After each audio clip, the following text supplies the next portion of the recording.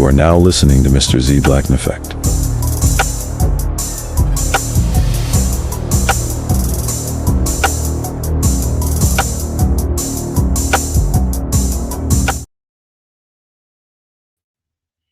What's going on, y'all? What's going on? What's going on?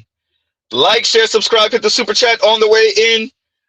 All right. Oh, I guess I should start making this the intro also. Mr. Z has a new membership program. Y'all go ahead and sign up. As y'all file in, I'll start considering what we're gonna do for our first membership live.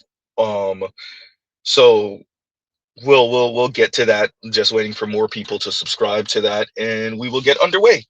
All right, everyone. Happy Monday to everyone. And how are we going to start this, right? So y'all checked out the link in the description box, I hope. And we'll get to it in a minute. It's covering Medium Man, covering the young lady that we covered a few days ago, that attended the church mixer, right, with 1,000 people, supposedly, and there was pretty much no men there. We'll get to it in a minute. We will get to it in a minute. But before we get underway, of course, our obligatory fair use, fair use, fair use, fair use. And we are going to start with our little bit of random videos to get us underway. Now, I want to cover this because we actually covered this, some of this article, and shout out to I am Taylor Chandler, who covered this on her channel, which is where Mr. Z heard of it. And then I went and read the whole thing, and then I clipped out the parts that I thought was important. And now we have a middle-aged, older, more seasoned black woman who's also covering this, which gives Z another reason to spin the block on this topic again. And so we'll get underway with this because we've covered it before. So let's spend a few minutes to speak about this again after we hear how this black woman speaks on it and see her angle, and then we will continue and I will give y'all the Reader's Digest version of what the comment section said. Continuing. Because ain't nobody trying to be 60 and broke. I'm gonna keep it a buck. The data in this chart sucks, but there's hope. So the data in this chart suggests that black women who have a degree but are single at 60 have a net worth of $11,000, which, as we know, that's just not enough to live off of.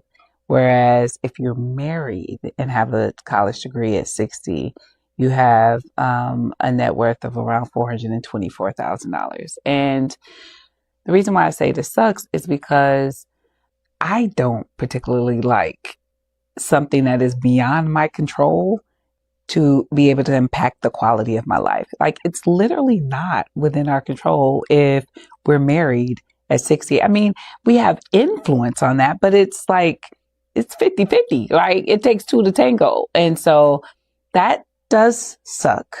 However, the decision to build wealth is within your control. And when you know better, you do better. So I am going to direct your attention to the What the Wealthy Do podcast. We pull the curtain back on the strategies that the wealthy use to build wealth. In just 15-minute episodes, show you how you can apply those same strategies to your own wealth building journey. It's on Spotify, Apple, and YouTube. I recommend you go to it. Okay, for the clip that we saw, Mr. Z's gonna approach this as an adult, maturely. We're not gonna rah. We're not gonna make fun of the ladies. We're not gonna mock them or insult them. Madam, I would argue, based off what we know of who initiates the majority of divorces, it is up to the women. It is up to the ladies, right? This is a control factor that the women do factor in. Women in America, that includes black women, that includes college-educated black women, file for anywhere between 70 and 80% of divorces. If she is college-educated, it goes up to 90% of divorces that are filed by college-educated women. Right? Now, that's college-educated women As a group, I'm not 100% sure for Black college educated women, although we do know for Black women, they file for some 80% of divorces if there's a divorce filing. Number one reason for divorce in America is not infidelity. It is not physical assault. I am purposely saying that so the YouTube algorithm and police don't get me. It is not physical assault. It is financial, madam. With that, Black men in America still earn more than Black women. Now we've heard more and more from Black women. It's not enough more. Okay, we've established that. All right. Continuing. This is the cost. Mr. Z has been saying on his channel for a while now. What is the cost of your autonomy, ladies? What is the cost to your freedom? What is the cost of your liberation, your negative liberty, your middle finger to men, particularly Black men, concerning Black women? Huh? What is the cost? If this report, and I'm beating myself up for not bringing up the screenshot because she didn't go into withering detail about it. We'll figure out a way. Let me actually do the, oh, I need that clip. Okay, we'll figure out how we're gonna do this. I'm just gonna have to take this off for a second then. That's what we're gonna do. Y'all gives you a second.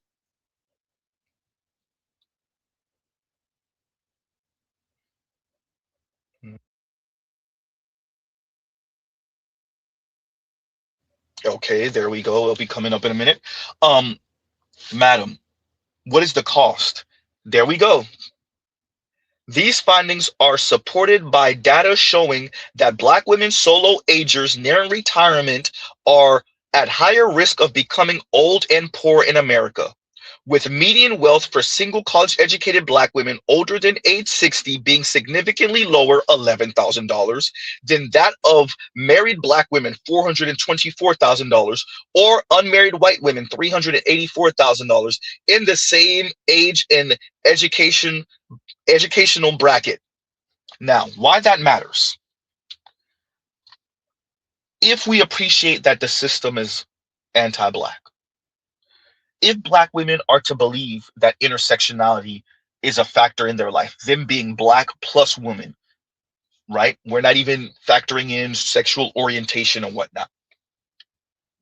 As you have Black people, Black women, fighting against what they deem as injustice, okay, cool. Fighting for a fairer, more equitable world, okay, cool. Would it not behoove Black women to engage in best practices, to engage in activities that mitigate harm, right? Maybe being married to probably a Black man mitigates harm, ladies? No? Not at all? Huh? Is this something that Black women are dealing with, college educated Black women, that they didn't factor in? If the gap is $11,000 to $424,000, how much have Black women miscalculated? Once again, what is the cost of your autonomy? We have a very wise elder who contributes to the Black manosphere, who has said multiple times, someone has to pay for these women. We'll say, we'll clean it up. Someone has to pay for these women. Mr. Z says, someone has to subsidize you. Ladies, not enough of you overproduce. To the more seasoned woman, that is not an insult necessarily to Black women, to college educated Black women. There is a cost to not playing your role in this society. If you have decided as a woman, as a Black woman, as a college educated Black woman, you don't want children, you don't want to be married, or you don't want to be married, you have to be very strategic and calculated on how you move throughout your adulthood. Because across the board, more and more data is showing us the cost of Black women's autonomy. Black and Latina women who never marry are the least wealthy in the US. Huh? But ladies, just in case you think it is because you're having children with no good men, probably Black men, who leave you with the cost and the bill of having a child. A disproportionate number of Black women are kinless as they age. Advocates say they deserve a social safety net too. Ladies, there is a cost to your autonomy, dear Black women. If you truly believe that intersectionality is a factor in your life, being Black plus woman, then you have to move like it's just more than just rhetoric. You have to move like it's not just rhetoric you beat Black men up the head with when Black men speak about their plights. And you try to one up oppression Olympics Black men with talks of intersectionality. Well, I'm Black plus women plus LGBTQ. And so these are the challenges I face. You have to move like it, not just talk like it.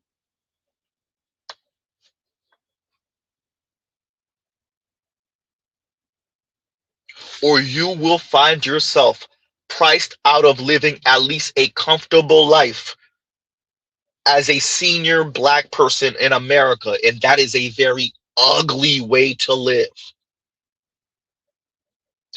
What is the cost of your autonomy? Huh?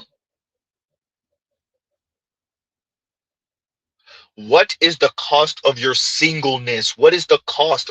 Fine, you never have children. What's the cost on the back end? You're looking at the cost on the front end, the literal financial cost. What is the cost on the back end of never having children? Fine, you never got married, or you got married and got divorced, but you never had children. Ladies, that is your prerogative. Dear Black women, dear educated, college educated Black women, that is your prerogative. Do you earn enough? Have you put enough to the side for if and when something drastic happens in your life? Or as you just age out?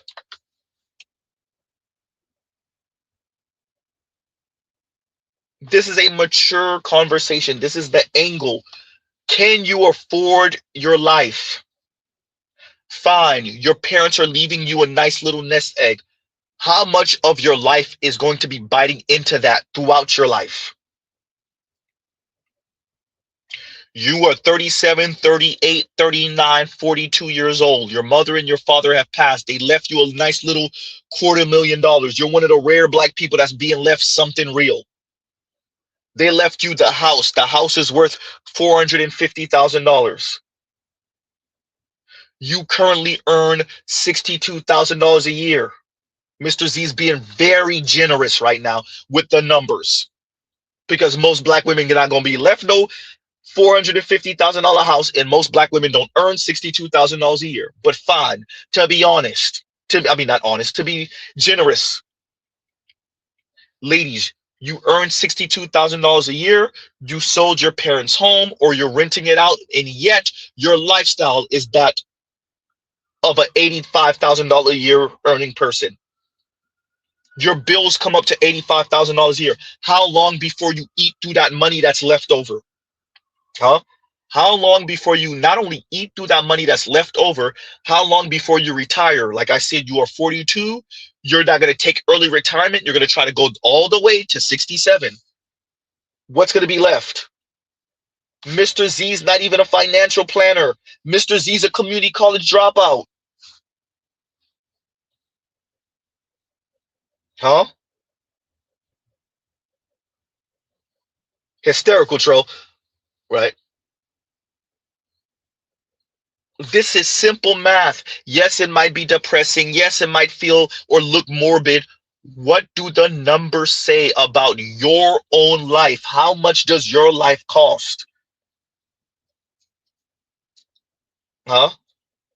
Not to mention, you don't just want to work. You want to do things. You want to have experiences. You want to go out with friends. You might have a boy toy you're subsidizing. You got to pay for the Uber to come pick him up, to bring him to your place so he can blow your back out. How much does that cost? Huh?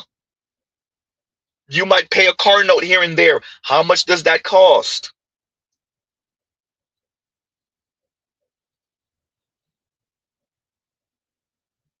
I am not joking. Huh? You might have to buy the new PlayStation, a couple of pairs of shoes, some stylish clothes for your boy toy. How much does that cost? Is he a live-in boy toy? What is he paying? That's assuming you have a boy toy and not a girl toy. Oops. How much is her upkeep? This is a real conversation, a real question. Let's read it one more again because we're going to take it off. Well, we're going to take it off the screen, better yet. Pause. These findings are supported by data showing that Black women solo agers nearing retirement are at a higher risk of becoming old and poor in America, with median wealth for single college-educated Black women older than age 60 being significantly lower, $11,000, than that of married Black women, $424,000, or unmarried white women at $384,000 in the same age and education bracket. Huh? Let's bring back up what we had before, right? Ladies, that's what it is. So to the more seasoned woman, Mr. Z is nearing 40 years old. My entire life, Black women in specific have spoken about how, essentially, they have spoken about how much, and they have framed their conversation. The angle has been that Black men are burdens. Black men are immature, colorist, don't value themselves, don't value Black women, hate being Black, not loyal, loser, not fatherly, not good fathers, not good husbands, not good boyfriends, not good at pretty much anything. If you're lucky, maybe the triple X fun is good enough. The framing of Black men over the past few decades of Mr. Z's life have been Black men are just the worst. There's a cost to that. That is not even Mr. Z making and mocking fun of Black women. That is literally saying there is a cost to that worldview on you and your life, in your outcomes. And if you can't find a man or maybe a woman to make up for your lack of relationship with a Black man, if you can't find a non-Black man, white, Latino, Asian, or otherwise, if you can't find another woman to help you go through this life, financially particularly, then you have to pay the freight of your life. You have to pay it. Or you will find yourself like these women. Then you're going to find yourself like some of the single South Korean women, trying to advocate for the government to find a way to tax and subsidize you in your latter years of life. And here's the kicker. If you really think about it, who is the government going to be taxing to pay for you? The same men you didn't end up with, the same men you didn't have children with. Now, of course, the government's going to be taxing everyone, but the people, in a weird way, it's not going to be fair that you're taxing, or that the government's taxing, are the same men that you turned your noses up at 20 and 25 and 30 and 35 and 40 years ago. The same men that when you were 25 and 28 and 30 and 32 and 35 and 38, those same men that you didn't have children with, those same men you didn't marry, are going to be helping to subsidize you when y'all are both 65 and 67 and 72. The children that you didn't have, but that exists because men went on and had children with other women. Those children are going to be, as adults, clearly, as working age adults, those children are going to be the ones subsidizing you. The same kids you did not have. That man moved on and had children with another woman.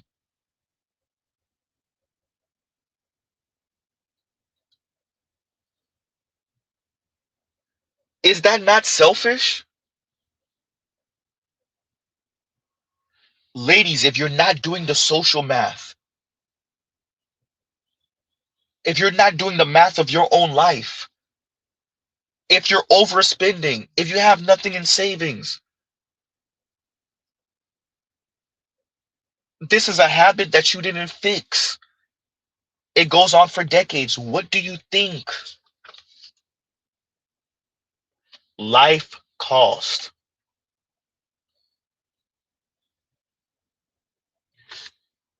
We're going to play the lady again for those of you that just got in. We're going to show you what we're covering, right? But there's a cost to this.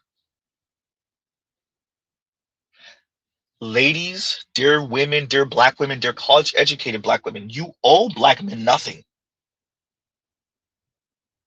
You owe the society nothing if you think so. But there's a cost, right? You don't have to follow the script, ladies. You do not have to follow the script. But can you pay for yourself? You don't have to get married. You don't have to have children. You don't have to buy a home, try to move into the suburbs, white picket fence. You don't have to do any of that. If you think that that is not for you, there's nothing wrong with that. But can you afford your life? Or are you going to last minute try to Hail Mary, find a man with a good stable job or in his career in your late 40s, early 50s, get on his program, and then he floats you in the latter part of your life, middle age and older? Continuing. Because ain't nobody trying to be 60 and broke. I'm going to keep it a buck.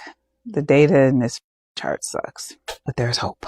So the data in this chart suggests that Black women who have a degree but are single at 60 have a net worth of $11,000, which, as we know, that's just not enough to live off of. Whereas if you're married and have a college degree at 60, you have a net worth of around $424,000. And the reason why I say this sucks is because I don't particularly like something that is beyond my control to be able to impact the quality of my life. Like, it's literally not within our control if we're married at 60. I mean, we have influence. But it is in your control, ladies. It is. If we know that something like 20%, and I'm gonna look it up because and show y'all it, but something like 20% of marriages don't last 20 years. And we know that give or take 70 to 80% of divorces are filed by women. Ladies, it is in your control. I understand what the lady is saying. It's 50-50. It takes two to tango. She is correct. But we can see who's initiating the majority of divorces, and we can see what it cost women, particularly black women, particularly college educated black women. Ladies, you gotta own it. It is in your control. You blow up a marriage, you blow up a relationship, and there's a cost to that. To you, if the majority of divorces don't lead to some type of lifetime alimony, there's a cost to you, ladies. What you think? If we're having an adult conversation, we're going to speak to the ladies as though they are adults, because they are adults. I'm not even getting into love and the feeling of love and how great it is and the feeling of connection and having someone who has your back and knowing someone is legally obligated to you and you are legally obligated to them. And not to mention you want to be obligated to them. They want to be obligated to you. And the memories and all the beauty and the children and the grandchildren and the family home with all the memories and the experiences and the trips. And we're not even going down that road. We're being a bit more cold with it and calculated with it. What is the cost of your autonomy? What is the cost of the divorce? Not literally after the divorce. No, what's the cost to your life? Fine, you never got married. Okay, what is the cost of your autonomy? Huh? Madam, no, you are in control, ladies. Literally, that's what the divorce statistics show us. The women file for the majority of divorces. Irreconcilable differences. When you dig through the numbers, it's really the money. So short term, y'all are divorcing the men for the money, and then long term, that bites you in the ass.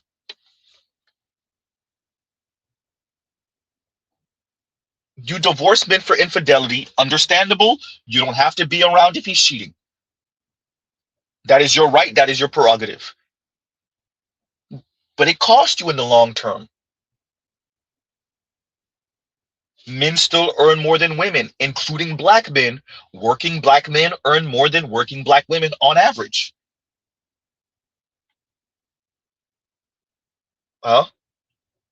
Black men have more wealth than black women, etc., etc.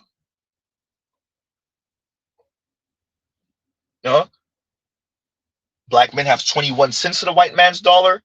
Black women have 8 cents to the white man's dollar. There's a cost, ladies.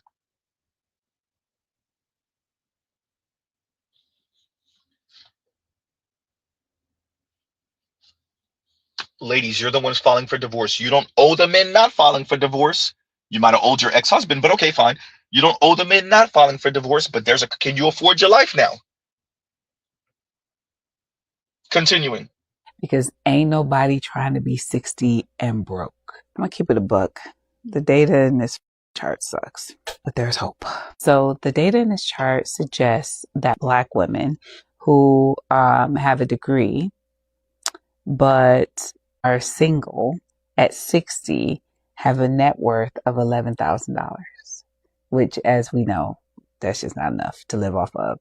Whereas if you're married and have a college degree at 60, you have a net worth of around $424,000. And the reason why I say this sucks is because I don't particularly like something that is beyond my control to be able to impact the quality of my life. Like, it's literally not within our control if we're married at 60. I mean, we have influence on that, but it's like, it's 50-50, right? It takes two to tango. And so that does suck. However, the decision to build wealth is within your control. And when you know better, you do better. So I am going to direct your attention to the What the Wealthy Do podcast. We pull the curtain back on the strategies that the wealthy use to build wealth. In just 15-minute episodes, show you how you can apply those same strategies to your own wealth building journey. It's on Spotify, Apple, and YouTube. I recommend you go to it.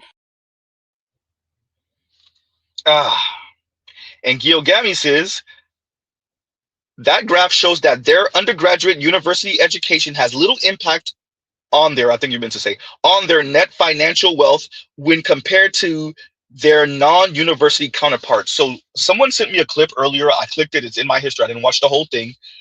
That even Harvard is slowly emptying out. I don't know how true that is. That might be just a trend right now. That might change up in another couple years. Look, we have to be honest. We might have and Mr. Z believes this, even though I still want to go back to school. So not to be a whole hypocrite here. We might have over-indexed on college and university education. It was predatory as hell. The system knew it was screwing young folks over. We're talking about younger Xers and younger, millennials, Gen Z. And so they told us we could get wealthy if we just go to college, or at least we'll be stable. And that proved to be a lie. The lie detector detected. The lie detector said, uh, in recent years, it's gotten even more egregious. If you're a younger Xer, if you're an Xer, you definitely got in golden. A young boomer, you got in golden. An older Xer, you got in golden. Depending on your field of study, as a younger Xer, you might have got in golden. Maybe. It was still more tenuous. But once millennials started coming of age, oh boy. Once you get to mid-age millennials, about 40-ish in younger millennials, oh, that college degree don't mean what it meant 25 years ago. Now let's factor in race and sex and stereotypes. Well, college educated black women, ah, huh?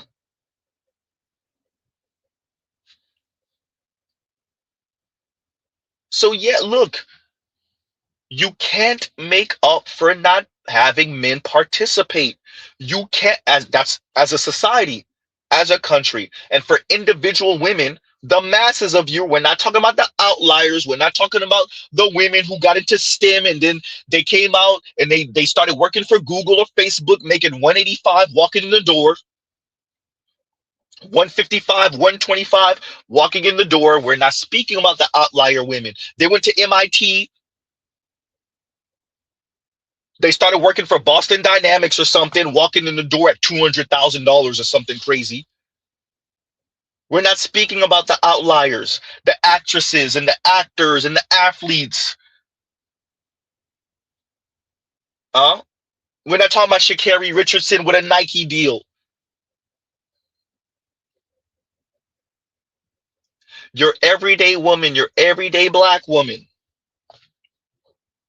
walking out of college, first job out of college, making 35, 40, 45, 50, maybe if she's lucky, $1,000 a year. And she's in 40, 50, 60 plus $1,000 in student loan debt.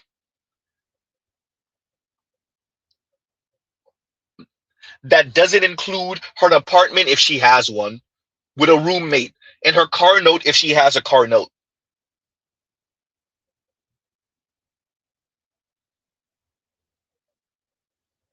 Of course, the wealth ain't there, and then she gonna try to thug it out alone? No, man. Huh? You know, I listened to Professor Black Truth speak about Iran and what's going on overseas in the Middle East right now. And he was speaking about, Iran targeting these military facilities and targeting these other Middle Eastern nations that assisted the US or that have US military bases. And he spoke about Dubai and how many folks, black folks in specific, are stranded in Dubai. And why does that matter in this conversation? Because they can't afford it. Ooh, they ran out of money. Ah, huh? They ran out of money. See, and we've done it. Many of us have done it. You go out of town with the few pennies you have, and you come back in town barely was able to afford to get back. But she was not gonna miss that trip. Whether it's a trip to the Caribbean, whether it's a trip to Latin America, whether it's a trip to Europe for the ladies, whether it's a trip to East Asia for the men, yeah, you were not gonna miss that trip for anyone. And you come back at the skin of your teeth. You didn't even have the money to go. You found a way to go. God forbid one real hiccup happens. Huh? And that's going to places that are not necessarily advertised as the most expensive, exclusive places to be. Now, what happens when that place that you went is Dubai? As the US decides, and that little small slice of Europe in the Middle East decides to attack Iran. Now what? And Iran decides, oh, we going after everybody in the area who have anything to do with this. Why is Mr. Z bringing that up in this conversation? To emphasize, ladies, you don't want to live just a life where you work and go home, work and go home, work and go home, so that you can have a nice little nest egg when you retire. I get it. You want to have experiences. I get it. You want to travel. I get it. Black men get it. What we're also saying is that for many of you, you can't afford it though. Huh? Everything from the panties that you buy to the trips that you take, you walking on eggshells. Hopefully this bill don't come out at this date. This bill don't come out at that date. I'm timing everything so that I can walk a very tight rope. And for many Americans, not just black women, not just black people, they're overspending. They're spending beyond their means. One real hiccup happened and oops. Huh?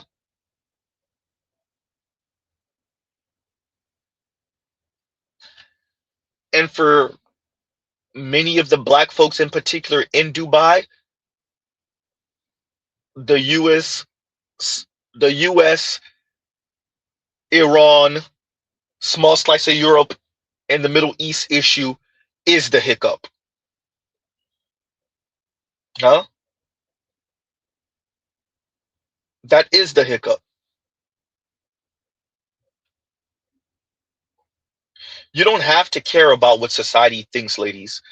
We hear y'all all over the place, but there is a cost to that. Women have told everyone to just fuck off. Tired of being judged for choosing to have children or not have children, to have children and go back to work, to have children and not go back to work, for being too thin, too fat, too pushy, too unambitious, too hot, not hot enough, or even for just daring to be alive, women have stressed that everyone can go fuck themselves.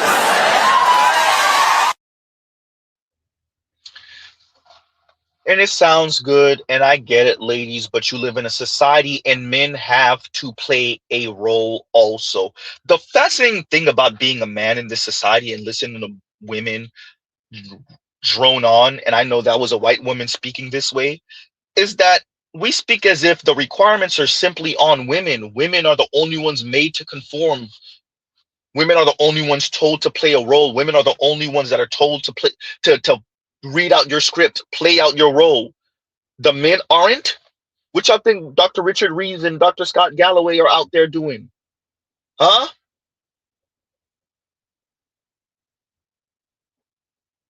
What do you think even FD is out here doing? As a black man, FD's just trying to get black men or convince black men to sign up for, well, what if black women were supposed to be the leaders and black men are just supposed to protect with their muscles and use their listening ears and carry out instructions?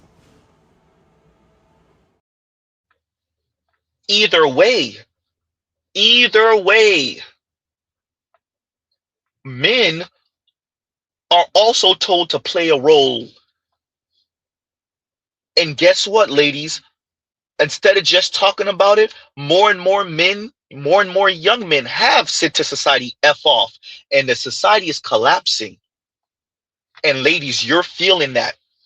So instead of that, and shout out to Compassion and Callous, instead of that ticking time bomb that is less women having less children, the immediate impact of men throwing their hands up, you feel it now. You feel it now when you attend college and there's not enough men, young men to date. You feel it now when there's not enough men at those mixers and speed dating events and matchmaking events. You feel it now when your bridges are collapsing. Huh? You feel it now when there's not a groundskeep to take care of your building. Huh? Your apartment building. You feel it now. You feel it now when you're struggling to put something in the trunk of your car and there's not even a single man outside to help you.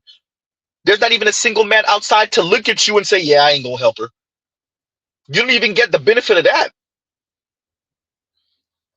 Yeah. You feel it now because we see more and more women complaining that the men are not outside. Where are the men? White, black, Latina women complaining. Where are the men? Huh? Ladies, you're not the only ones that are criticized for not playing a particular role. That's not how it works. Grow up.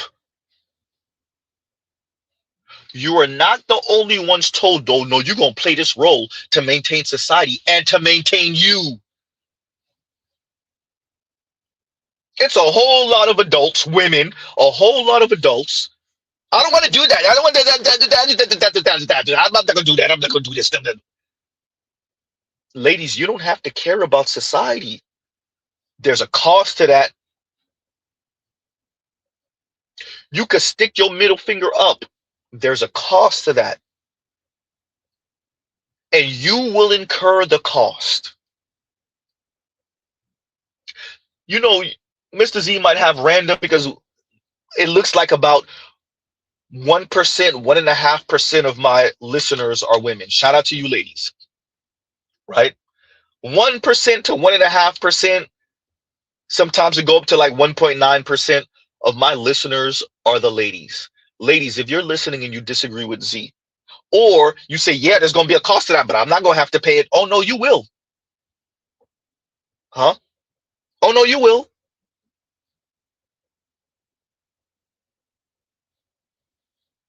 Huh? And Dominique says, Z, how many, and I did see your super chats. I will be reading them in a minute. Like, share, subscribe, hit the super chat.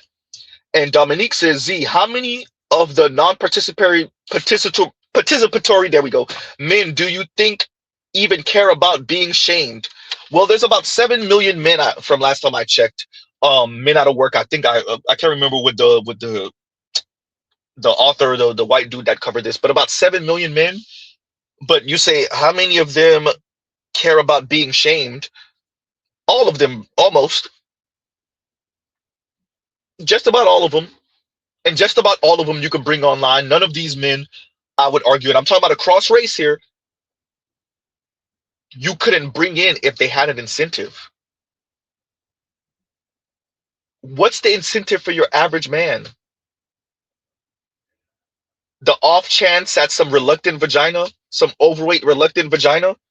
What is the incentive? A harsh ass world where he won't afford a home, and I know we're talking about more systemic things that may not necessarily have to do with the ladies. This, I'm not putting all the onus on the ladies, but I am putting the onus of what the ladies are participating in, and that's just being insufferable, mean, rude yitches, overweight yitches, dancing on the misfortune of the men yitches, which in a weird way, in the long run, particularly for black and Latina women, specifically black women, in the long run, you're actually dancing on your own misfortune. You just don't see it because you're being myopic and short-sighted and spiteful. Huh? How many of these non-participatory men do I think even care about being shamed? Almost all of them, if you could give them something to be shamed about.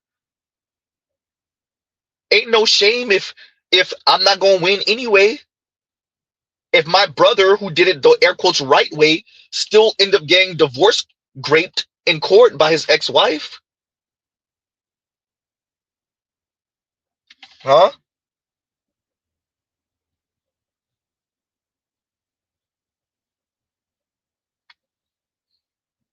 You have to give the men something. Richard Reeves, Dr. Richard Reeves didn't pull that out of his rear end. Both him, Tucker Carlson, when he used to be on Fox News, when he was on Fox and Friends, and that was years ago, Mr. Z saw this clip. It had to be a decade plus ago he said this, a decade ago. It is a man's job to overproduce. Mr. Z disagrees, but even if we agree with it, for what? That is the question. For what?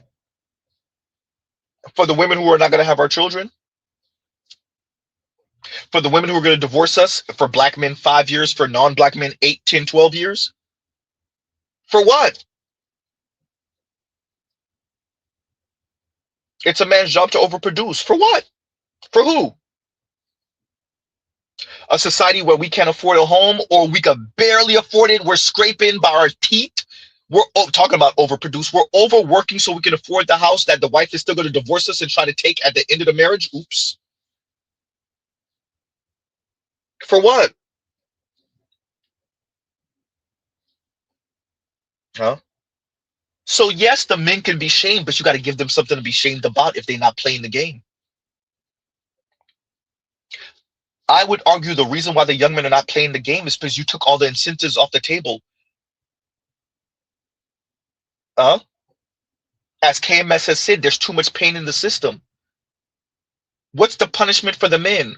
Mocking them and making fun of them because they're in their mom's basement? They're in their parents' basement playing video games and pleasuring themselves instead of doing what? Overworking for what? For who? Huh?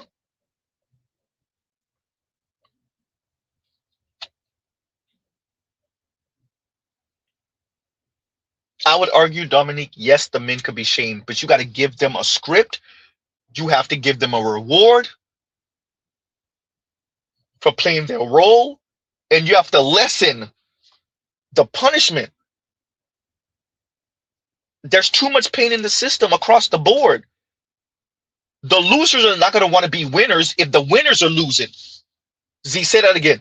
The losers are not going to want to be winners if the winners are losing.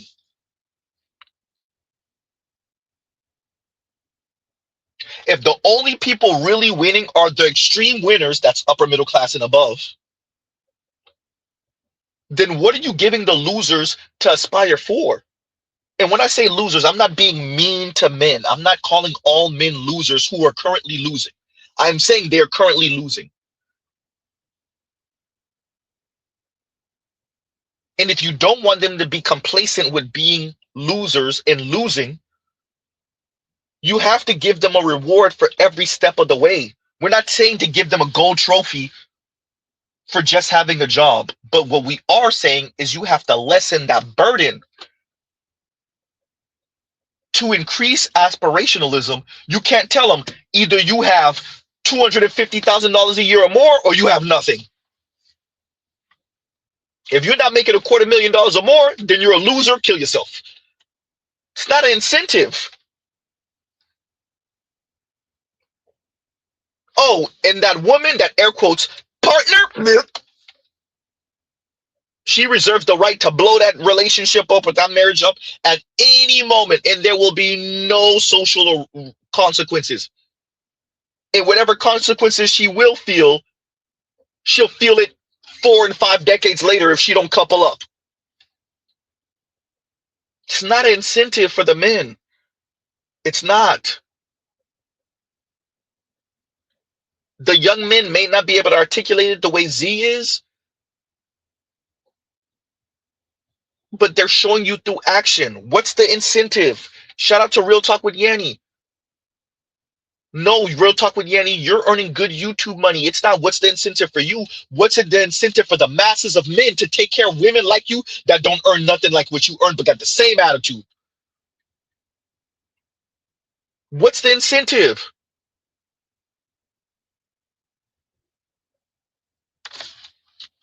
Huh?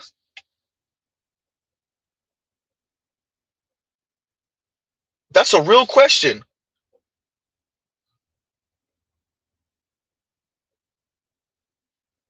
So, Dominique, thank you for the question. I know we went on a whole long tangent, but let's read this from Congru. And Congru says, and thank you for the super chat. Like, share, subscribe, hit the super chat. Congru says, when it comes to forgiveness of college debt, I'm all for it. It was predatory. I agree, actually, to a certain extent. With that, if we're going to be, I would say, but the thing is, we no longer have the administration for that, and I don't know if we have the environment for that. I would say you do college loan forgiveness if they work for government for at least a decade. And this is how you get young people participating and the upward mobility and the uplift of your everyday American who's not college educated. They have to work for state, local, federal government for at least 10 years, maybe 15, and then there will be. So, and the exception to the rule maybe is at a hospital, right? Obviously, we know hospitals are privately owned, most of them. So if you work for a hospital for 10, 15 years, then you get loan forgiveness, something like that, right? You have to be a net positive to this society, and that way you'll get the loan forgiveness. That would be Mr. Z's caveat. So you're either going to be taking care of the elderly, driving the elderly around in those little mini buses or something like that. Yes, with a college degree, I said it. Huh?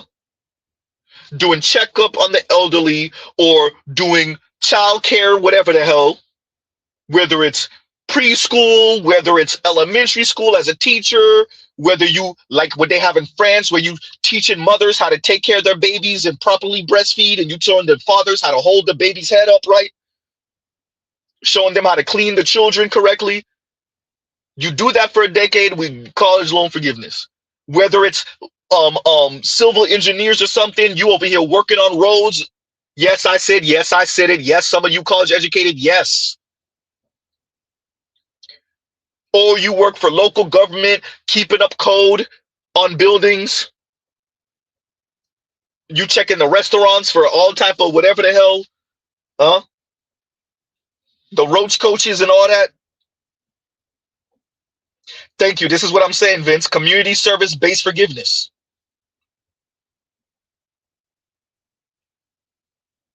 Huh?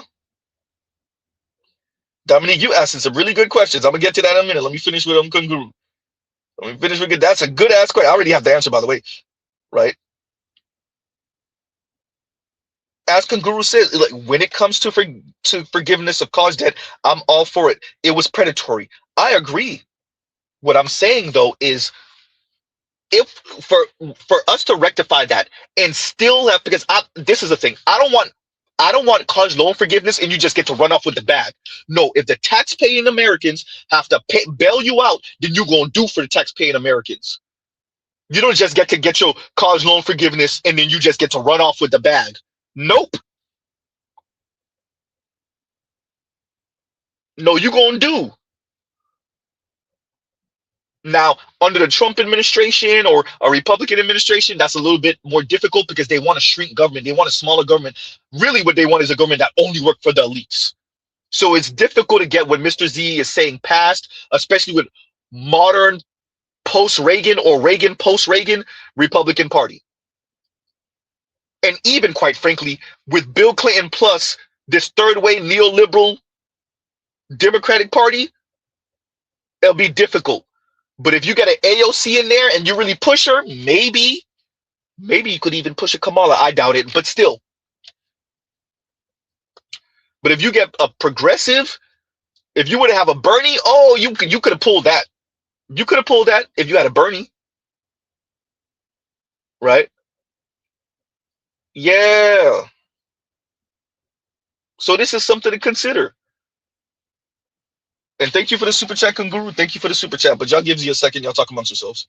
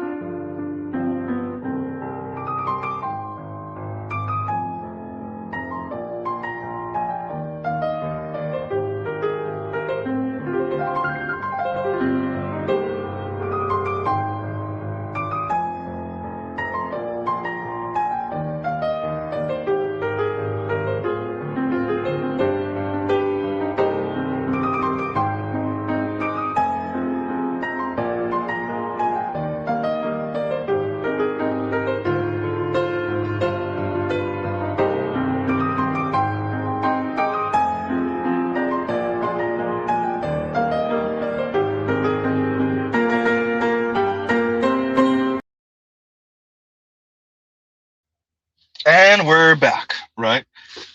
And we're back. And Vince is also known as All Hell Balamuccio, also known as Pistol Pete, also known as Vincent Von Doom, says, damn, Z, never thought about that being why people want small government. They want small. Look, if you're paying attention to Elon Musk and Curtis Yarvin and Peter Thiel and all of these folks, they're just more blatant about it. This has been like the agenda of the elites forever. And it depends on what party obliges them more, but they want small government so they could do whatever the hell they want to do. What did Elon do when he became the lead of Doge? Huh? What did he call it? Government efficiency. But then he started hacking mainly the organizations that regulate him and his companies. This has always been the goal of the elites across the planet, to be frank with you. For all of us that know about the chaebols in South Korea, particularly Samsung, huh? Buying off politicians, getting politicians to look the other way, all type of corruption, government assault. Y'all know what word Mr. Z really want to use. Yeah, that's the goal. It's always been the goal. You could go back to the robber barons, right? You could go back to the Gilded Age. This has always been the goal. Small government so we could do what we want to do. That's why you see these little fiefdoms all across America in the South, these little small ass towns where whoever that owned the car lot run the whole goddamn town. The mayor is just a rubber stamp. Or Walmart come through, build a factory there, and they run the whole, everything goes through Walmart, and that's why they gave the Walmart distribution center a tax cut, or even especially with Amazon, they gave Jeff Bezos all different type of tax cuts to bring his warehouse or his distribution center to where they at. That's the whole point, huh? Definitely, huh? That's the game. It's messed up, I know. Right. And before we get to the next super chat, let's read, what was that comment from Dominique? It says, excuse me, what social consequences should there be for divorces? I think we need to bring shaming back. We need to be shaming back. We need to reorient men and women, particularly women, clearly. We need to be shaming back. We do need to encourage marriages. We need to tell LGBTQ folks and the single miserable cat lady, shout out to JD Vance, I disagree with him on everything and he's racist as hell, but we need to shame and tell the single cat ladies to shut the hell up. Oh yeah, we need to bring shaming back and it need to be heavy. Huh? There's a reason why there's tax cuts for these things. Because you are participating in society and you are helping to better America. To all you single cat ladies, you don't earn enough. You don't contribute as much as you think you do. Look, your average American is your average American, and there's nothing wrong with being average.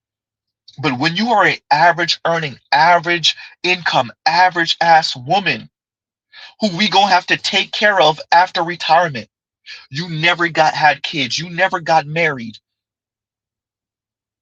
Do you understand? You didn't put enough in the system? As the clip from South Korea showed, you were a florist. You didn't put enough in the system, and then we're supposed to subsidize you on the back end? That's not even the worst thing, but what did you do? From 18, let's say you got your first job at 18 out of high school. You went to college, cool, but you worked through college. From 18 to 67, let's say you somehow magically you never really took off for health issues, yada yada yada. From 18 to 67, you never got married, you never had children.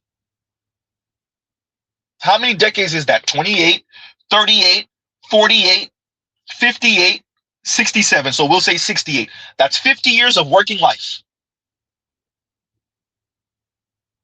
What did you do?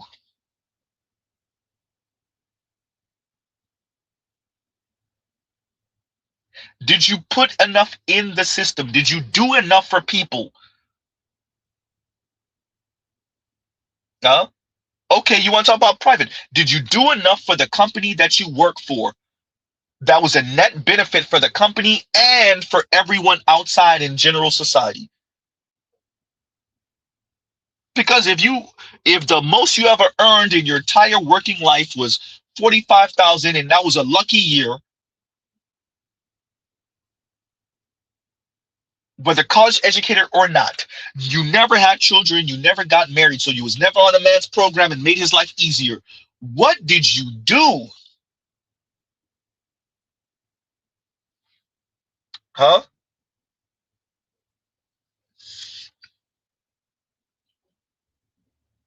What did you do that was a net benefit for this society? I know we live in a hyper individualistic world, especially America. No, a hyper individualistic nation.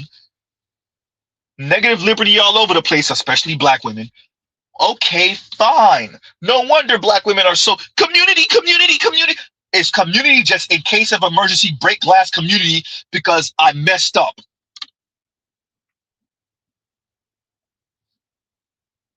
Huh? Or your friends and associate and co-workers, the women, gonna be your friends and associate and co-workers forever. And there are y'all as a collective gonna be able to afford y'all life. Fine, y'all do the Golden Girls thing. Will y'all earn enough to do the Golden Girls thing? Huh?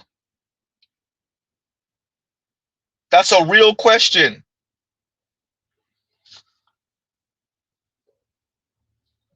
Will y'all be able to afford to rent out that house? Because we know y'all ain't buying it.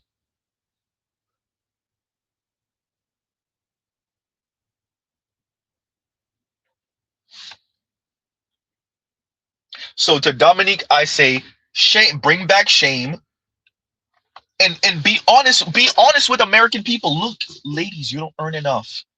The masses of you don't earn enough. We're not talking about the outliers.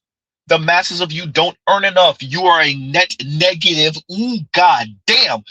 You are a net negative to the system. That's why we could slash your job and not feel it. You don't earn enough, and you're not on a man's program, and you're not going to have the next generation of future taxpayers. What the hell? At least the men we could goad them into overproducing somehow, doing something.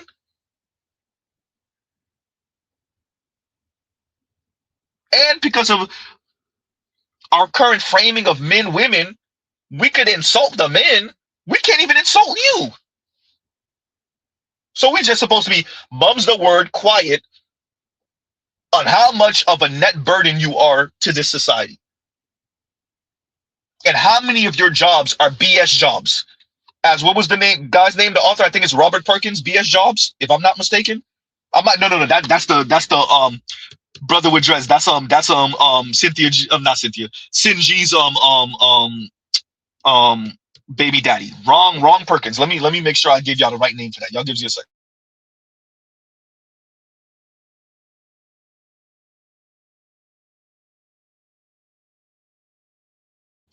Mr. Z was so wrong. I've been saying Graeber. Thank you. From Africa I came out. Literally David Graeber. David Graeber, everyone. David Graeber. I've been saying this man's name wrong. I swear. Perkins, I think that's the economic hitman is Perkins. That's why I keep on mistaking for the. I want to make sure I'm saying that right. Y'all give me a second again.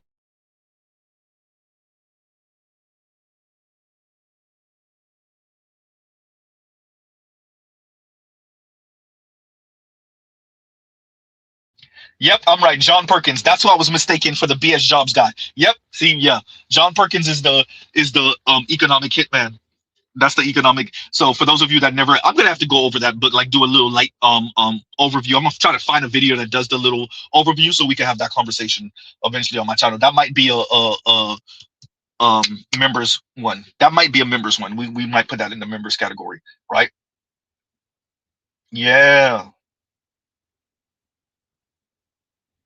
Dominique says shaming people for getting divorces. I think that it should be mandatory before divorce goes through that you have to do couples counseling. Huh? I think that should be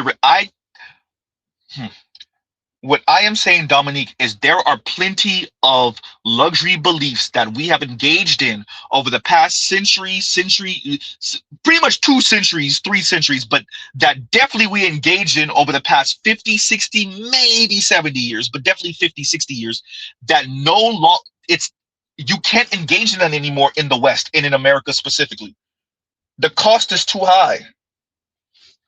There are luxury beliefs that we got way too accustomed to and we just got too comfortable with that you can't engage in with anymore.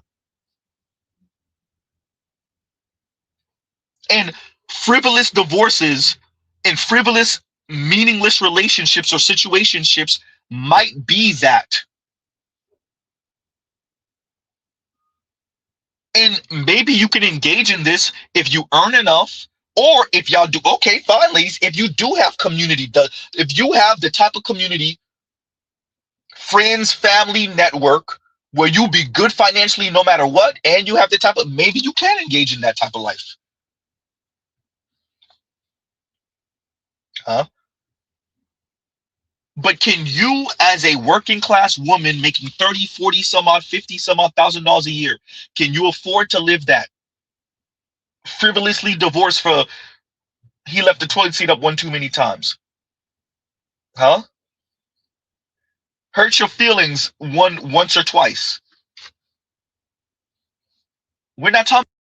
So we're not.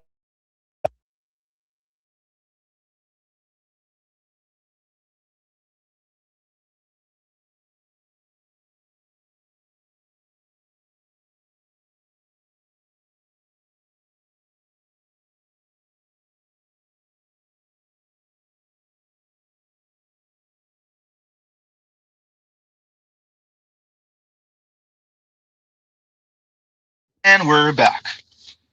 Huh? Exactly from my. He told me no. He told me no one too many times. So that's something to consider, right? Mr. Z done spent an hour on this. Oh boy, we got way more videos to cover. All right, let's see if we can move on. But before we do that, let's read this from Inspired Truth. He says the resume scanning software doesn't care about a firm handshake, bro. It's discernment and vibe and energy, and as you said here, firm handshake and looking someone in the eye when you shake their hand, and whether she's cute or not. Yeah, unless of course you see pictures of it, if sending a picture of you is part of the application process, and I know for certain places it's illegal to do that, so there's that. Yeah, the AI systems, like you said, don't care nothing about that. I know he wasn't the best interviewer, but he gave me that handshake was powerful, and you know what? He looked attentive, and he looked, yeah, nope. You might get that after the first interview, but how you gonna get to the first interview? That application got to go through, and welp, uh, that matters, by the way. And thank you for the super chat, Inspired Truth. Thank you for the super chat. These things matter, people.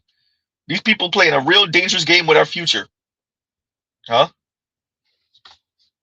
And to Dominique, I say, yes, there should be a social cost because you don't live in a vacuum,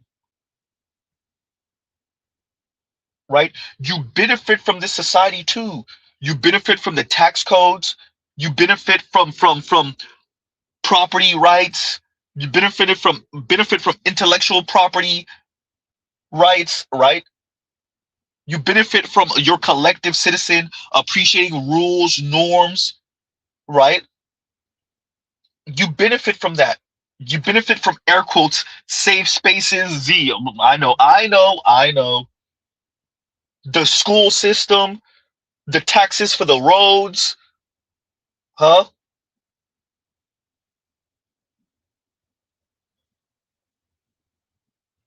You benefit from all of that. Bike lanes, right? All of that. The interstate highway system.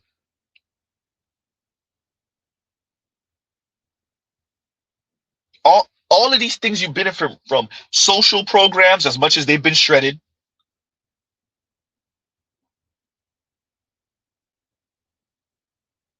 And so because you benefit from all of that, you will contribute. Point blank, period.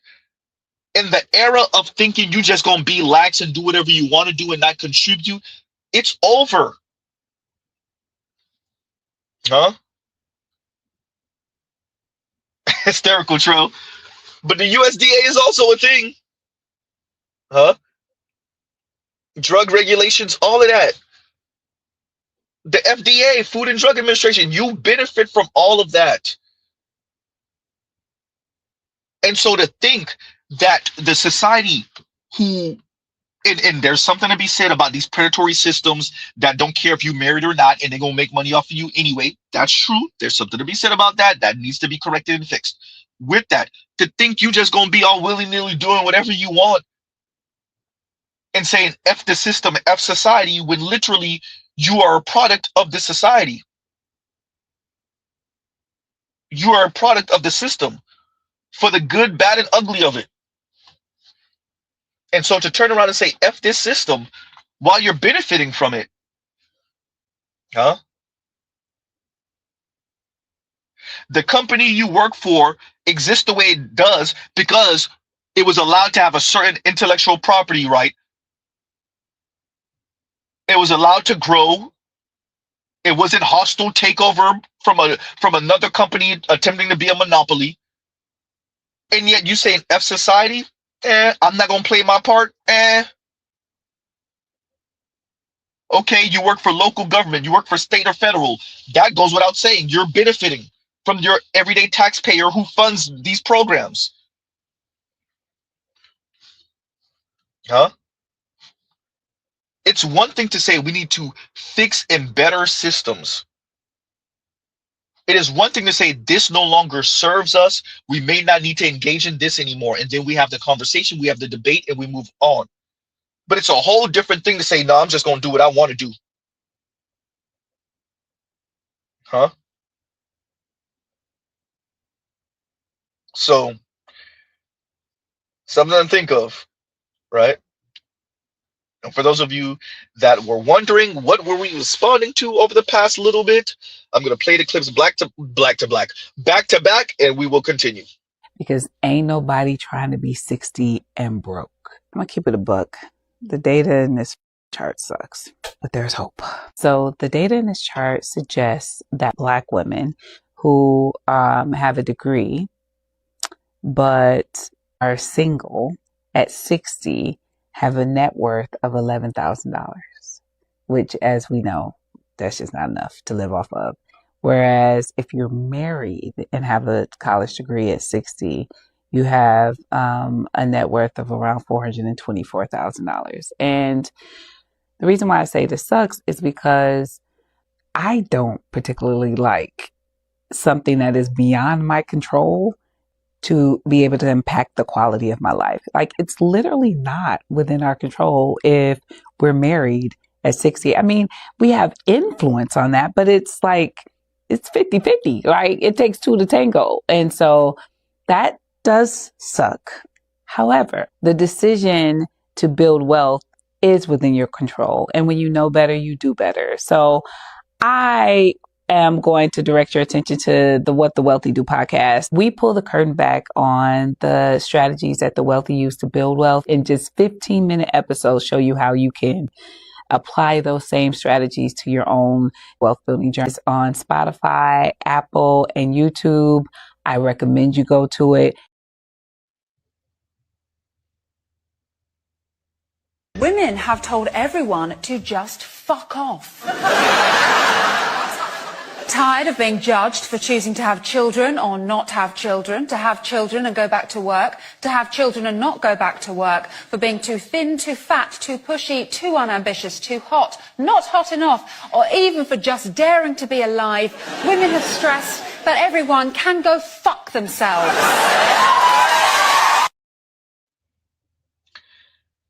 And let's address this before we move on. Dominique says men don't make a whole lot more than women. To say women's workplace earnings doesn't contribute to society is disrespectful. I don't know if I said that. I was speaking about a very particular type of woman, number one. Number two, don't forget this. That told us that Black women make 8 cents to white man's dollar or have wealth of 8 cents to white man's dollar, and black men have 21 cents to white man's dollar. Why that matters is it's literally costing black women and black men and this society, black women not being on black men's program. I'm just saying. Huh? There's a reason why this article says a disproportionate number of black women are kinless as they age. Here's the important part. Here's the very important part, Dominique. Advocates say they deserve a social safety net too. This is literally saying that she didn't get married, or at least she might have gotten married, but they never had kids, or they got divorced. She filed for divorce before they ever had children. And so she is kinless and she doesn't have enough. That's why it says advocates say they deserve a social safety net too. Huh? Literally, this lady is saying it. Because ain't nobody trying to be 60 and broke. I'm going to keep it a buck. The data in this chart sucks, but there's hope. So the data in this chart suggests that black women who have a degree but are single at 60 have a net worth of $11,000, which, as we know, that's just not enough to live off of. Whereas if you're married and have a college degree at 60, you have a net worth of around $424,000. And she said it right there, 11,000 versus 424,000 for married for college educated black women. $11,000 wealth if she's not married, $424,000 wealth, which is probably property, right? But still, if she's married, she's telling you that doesn't mean that you contribute nothing. That doesn't mean that the man earns $500,000 more than you a year. We're not being insane here. That doesn't even mean he makes $50,000 more than you a year, but it does mean that you can't pull the freight by yourself. And because black women are the loudest about being in community with other women, that also means that you and your homegirl / girlfriend, you and your homegirl together aren't pulling the freight. That's what that means.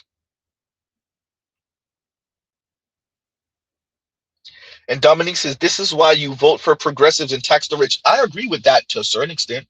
But you said, Dominique, you're not going to make up for not having a man. We have watched black women try to do this for decades. Huh?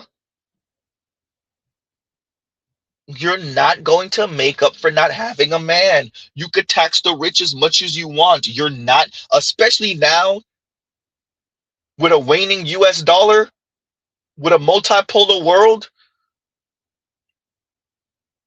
You're not going to be able to tax the rich enough to be just free and single for the masses of women. Will there be a handful that could play that game? Yes. Huh? But quite frankly, the masses of women just won't earn enough. It's that simple. And let's be clear. Like, share, subscribe, hit the super chat. Black women, even your own daughters are making fun of this weirdo way of thinking. So if I can do everything by myself, why do I need you again? Hey baby, can you come by and help me with an oil change? I think my car needs it. Sure thing, I'm 10 minutes away. You know what? Never mind. No, you're fine. I'll just go on YouTube and I'll figure out how to do it myself. Fucking useless. I just can't understand why I'm still single. Like, I'm a catch. I really am. He has to be 6'2". He has to have his own car. You don't pay a single bill in this house, and you think you can tell me what to do? I thought men wanted an independent woman who has her own shit. Apparently they want bitches with nothing. He has to live by himself. He has to have a good relationship with his mom. I never said I don't need a man. I just want one that's helpful.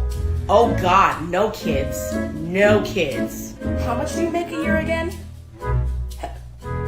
Hello? ladies, and I didn't even have time to bring up the other young black women kind of making fun of this. They know exactly. Trell, hysterical, huh? Ladies, I don't know what you think you sound like, especially the black women. I don't know what you think you sound like, but your daughters that are not 100% indoctrinated with this "I am woman, hear me roar, these men ain't ish," particularly black men, it's jarring to them. And actually, she's showing you in a comedic sense what the cost of that is. This kind of goes with the theme of today's stream, Mr. Z Ramen. The theme of today's stream.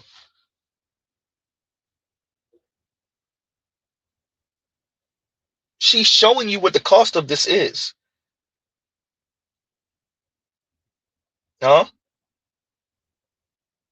Yeah, the ladies sound absolutely insane, and this is what it looks like to be an empowered black woman and have your air quote standards and your rules and what you're not going to go for and what you're not going to settle for. Nothing wrong with that, ladies. But even this young lady is showing you what it looks like to those of them that are not fully initiated in the black female effery or just women effery. All of the ladies that are not fully indoctrinated in women queens, earth mother goddess, men dusty losers, bums, unless of course they're kissing our ass as women. This is a young black lady telling you what you sound like and look like to her and to other women like her, particularly young women like her. Right? We gonna play it again because Mr. Z background is loud as hell anyway. So if I can do everything by myself, why do I need you again? Hey baby, can you come by and help me with an oil change? I think my car needs it. Sure thing, I'm 10 minutes away. You know what? Never mind. No, you're fine. I'll just go on YouTube and I'll figure out how to do it myself. Fucking useless. I just can't understand why I'm still single. Like, I'm a catch. I really am. He has to be 6'2". He has to have his own car. You don't pay a single bill in this house, and you think you can tell me what to do? I thought men wanted an independent woman who has her own shit. Apparently they want bitches with nothing. He has to live by himself. He has to have a good relationship with his mom. I never said I don't need a man. I just want one that's helpful. Oh God, no kids. No kids. How much do you make a year again? Hello? And some of these things weren't even the worst thing in the world that she was listing off. But we all know what energy fuels that. She's making fun of this weirdo, angry, bitter sentiment and view and angle. Rightfully so. It's off-putting. It's off-putting. Huh? So even for young black women, if they're not initiated or if they don't subscribe even fully, we don't know what this young lady's politics are, particularly concerning black men and boys. But she knows enough, or she's seen enough to kind of make fun of this angle coming from women, black women in specific. Yeah. And what's funny is that she's making fun of that at the end it cost you a man, a black man. Now, ladies, you may not care. You're not going to change you. There's nothing wrong with that. There's nothing wrong with that. But it will cost you. Huh? It'll cost you. It may cost you a little. It may cost you a lot. But it will cost you. It will cost you. And that's what the young lady was saying. At the end, when she's like, hello? She's telling you what it cost you is the man hanging up on the other line. Huh?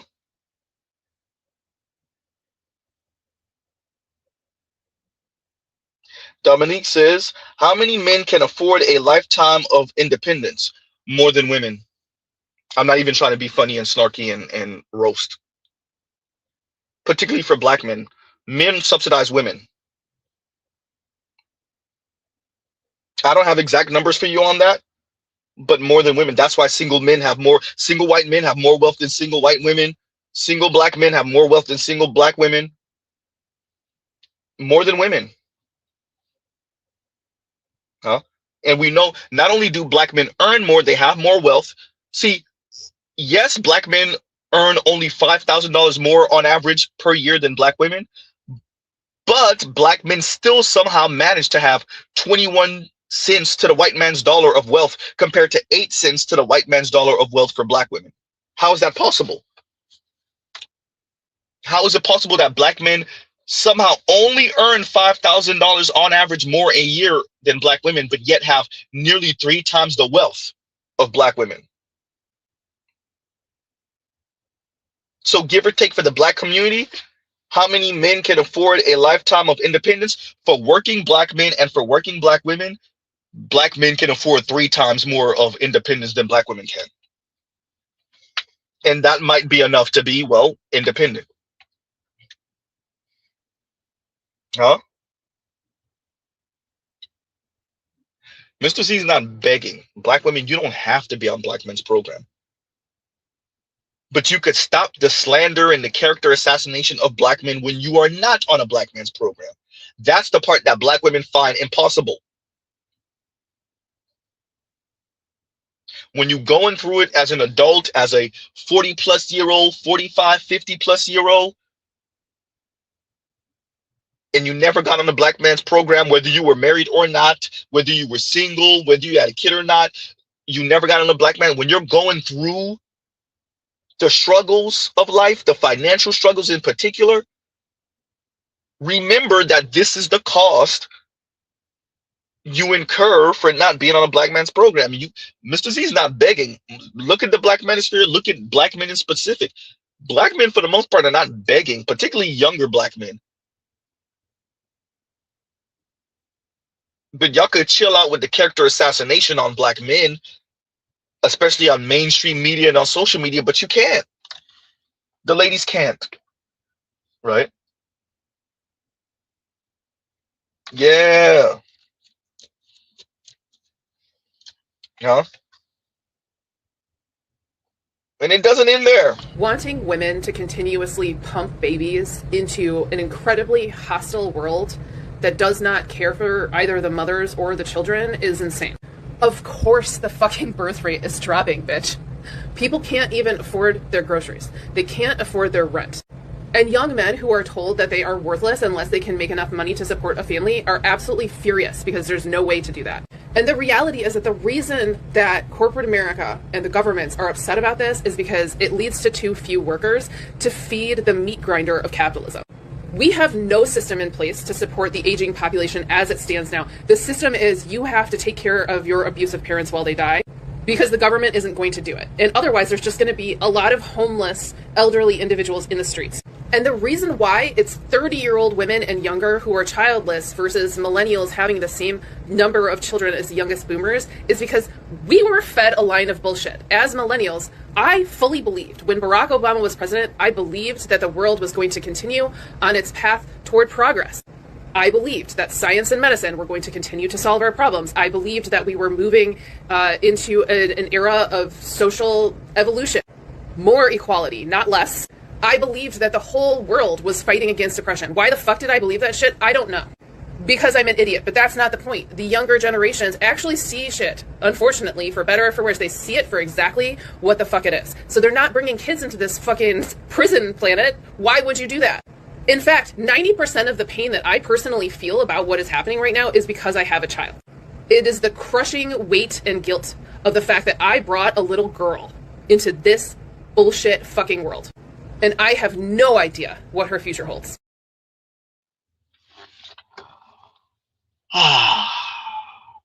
Okay. Let's address the taking care of the elderly parents who might have been assaulting. Y'all know what word Mr. Z really want to use. How selfish are the women? Jesus Christ. How selfish are y'all? Oh my God. Now the women are complaining about elder care of their own parents, and they're going off of the handful of parents that were assaulting, truly assaulting to their children when their children were well, kids, were minors. Y'all gotta stop using these outlier situations to paint a broad brush on just people. One or two parents were truly horrible to their children, just complete menaces. And y'all base y'all entire narrative. This is the same thing y'all do with men-women relationships. These are the same thing y'all do with y'all children. This is the same thing y'all doing with y'all parents, with your bosses and co-workers. It's one or two stories of just absolute menaces at work. And y'all like, oh, these people at work. One or two children that truly can't be controlled. It don't matter what the parent does. Oh, these kids, that's why I don't want to have kids. One or two parents that were really that assaulting. Y'all know what word Mr. Z really want to use. And oh, see, this now we got to take care of these parents that were the most assaulting parents ever. Ladies, could you grow up, please, for the love of God and society and everything just and right in the world?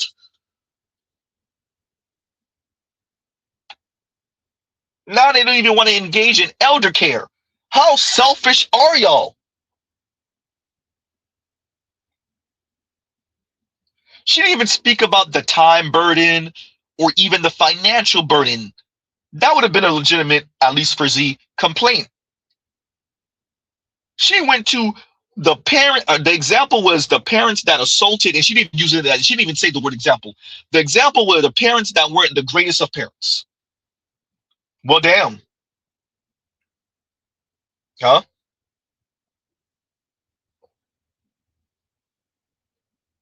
Continuing. Wanting women to continuously pump babies into an incredibly hostile world that does not care for either the mothers or the children is insane.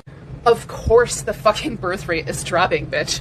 People can't even afford their groceries. They can't afford their rent. And young men who are told that they are worthless unless they can make enough money to support a family are absolutely furious because there's no way to do that. And the reality is that the reason that corporate America and the governments are upset about this is because it leads to too few workers to feed the meat grinder of capitalism. We have no system in place to support the aging population as it stands now. The system is you have to take care of your abusive parents while they die, because the government isn't going to do it. And otherwise, there's just going to be a lot of homeless, elderly individuals in the streets.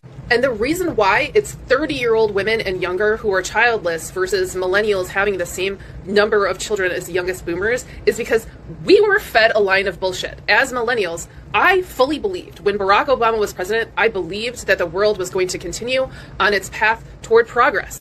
I believed that science and medicine were going to continue to solve our problems. I believed that we were moving into an era of social evolution, more equality, not less. I believed that the whole world was fighting against oppression. Why the fuck did I believe that shit? I don't know. Because I... And there we go. Madam, is status quoism. It's literally thinking, and this is why I say this is the one thing I disagree with Dr. Martin Luther King on, that the arc of history is long, but it bends towards justice. Not necessarily. When you were a child, when you were mentioning Barack Obama, you were living through peak neoliberalism. You were living through peak neoliberalism. You were living in the shadow of 9/11. When George W. Bush was asked, what can we do as Americans? He said, go out and shop. Huh? You were living through quantitative easing during Barack Obama. Huh?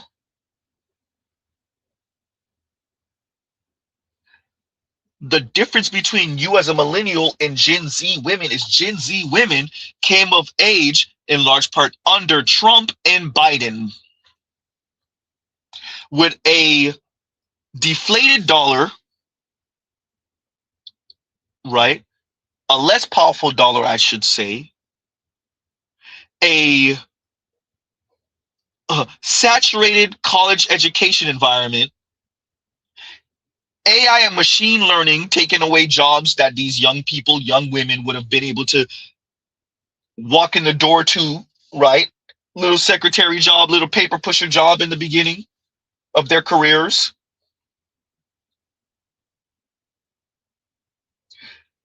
And so Gen Z women, and we didn't even talk about how much feminism, radical feminism, and social media kind of spreading a message also is affecting why the ladies don't want to have children. We don't even want to talk about that. All the weirdo radical feminist, pop culture feminists on the internet radicalizing young ladies to detest men, detest children, detest nuclear family, quite frankly, low-key detest themselves. Huh?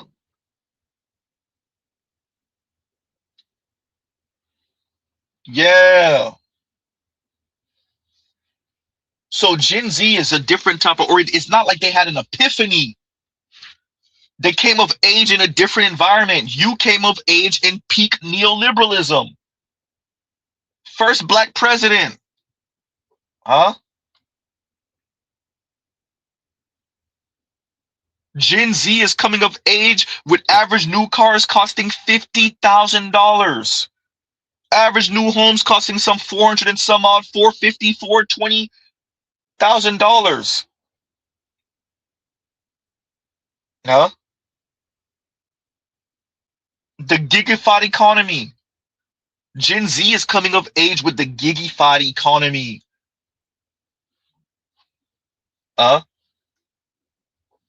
Gen Z came of age even worse with the millennials concerning social media and the internet. Gen Z came of age watching their favorite content creator talk crazy from the age since they were like 8 years old, 7 years old. Now Gen Z is 21, 22, 23, 24 years old. Huh? Gen Z women have been hearing Chrissy talk like this since they were like 10. This is what I tell average looking and below average looking women. If you can't date up, be alone. Life is easier that way. And I know that's controversial. I don't care. I don't care. That's one of the contributing factors to why Gen Z women aren't having children. To be frank with you, madam, they're not even thinking that lofty. The environment and then the whales and the snails. I'm not saying none of Gen Z women are thinking about that. What I'm saying is that's not what's really the issue here. Gen Z women, and this lady might be a millennial, but Gen Z women sound too much like this. I'm making this as a PSA to any man that ever thought he had a chance with me or any man that wants a chance with me. If you like 50-50, stay where you're at, baby, because this mouth is only going to get more egregious. I promise you that. I'm paying these big bills and you think I'm not about to be talking to you out the side of my mouth? Watch this. Watch this. Huh?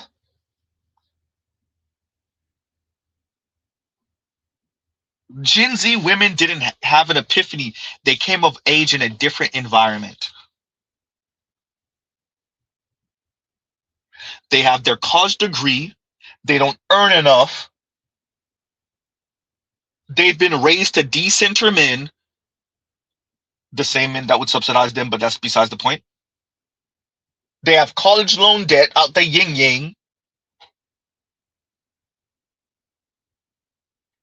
They came of age in a different environment, a harsher environment, a crueler environment. I will concede all of that.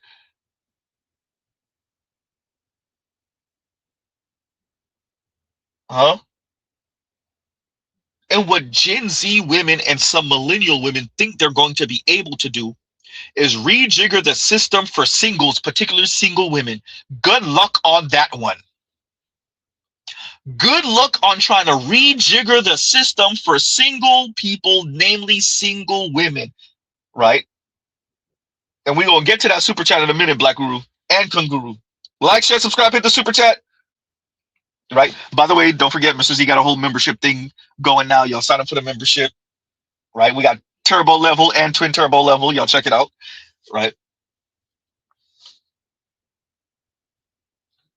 Oh, man. Right.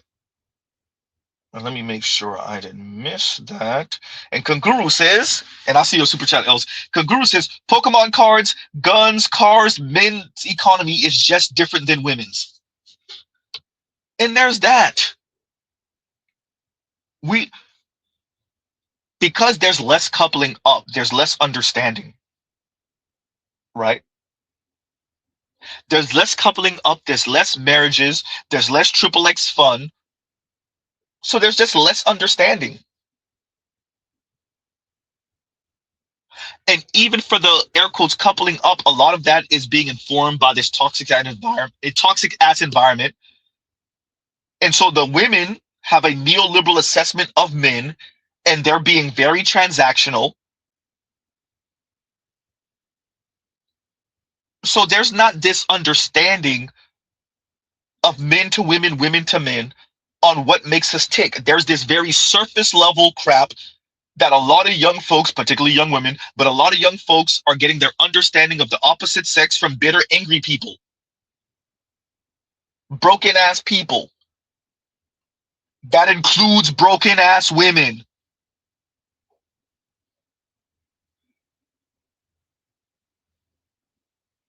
And so the women don't appreciate how simple men are and how men don't go out of their way, not the masses of men anyway, to hurt and break women and to use women.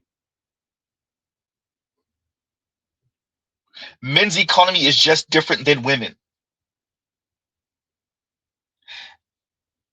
Not only if men and women were coupling up more, including specifically in the Black community, would women know this, they would appreciate it.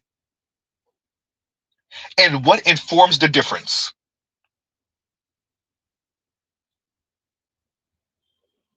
It's easy to keep up a gender war when we're not coupling. Ooh, goddamn. Huh? It's easy to be so mean, antagonistic, and say the craziest things about the opposite sex when we're not coupling. Huh? It's easier to not have a more nuanced take when we're not coupling.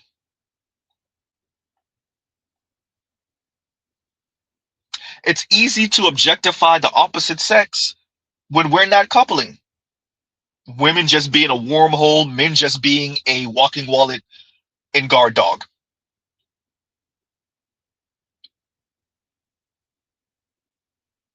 So men's economy just being different, and maybe the valuation of things for the men just being different, it wouldn't be the end of the world if men and women were coupling, and that would help to cause a understanding of the difference.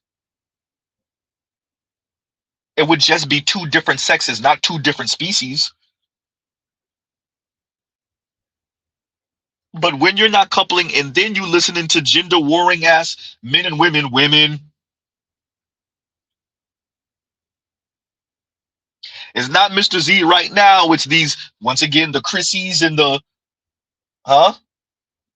Kim Fosters. Because getting a man is not hard. Can we? Truly.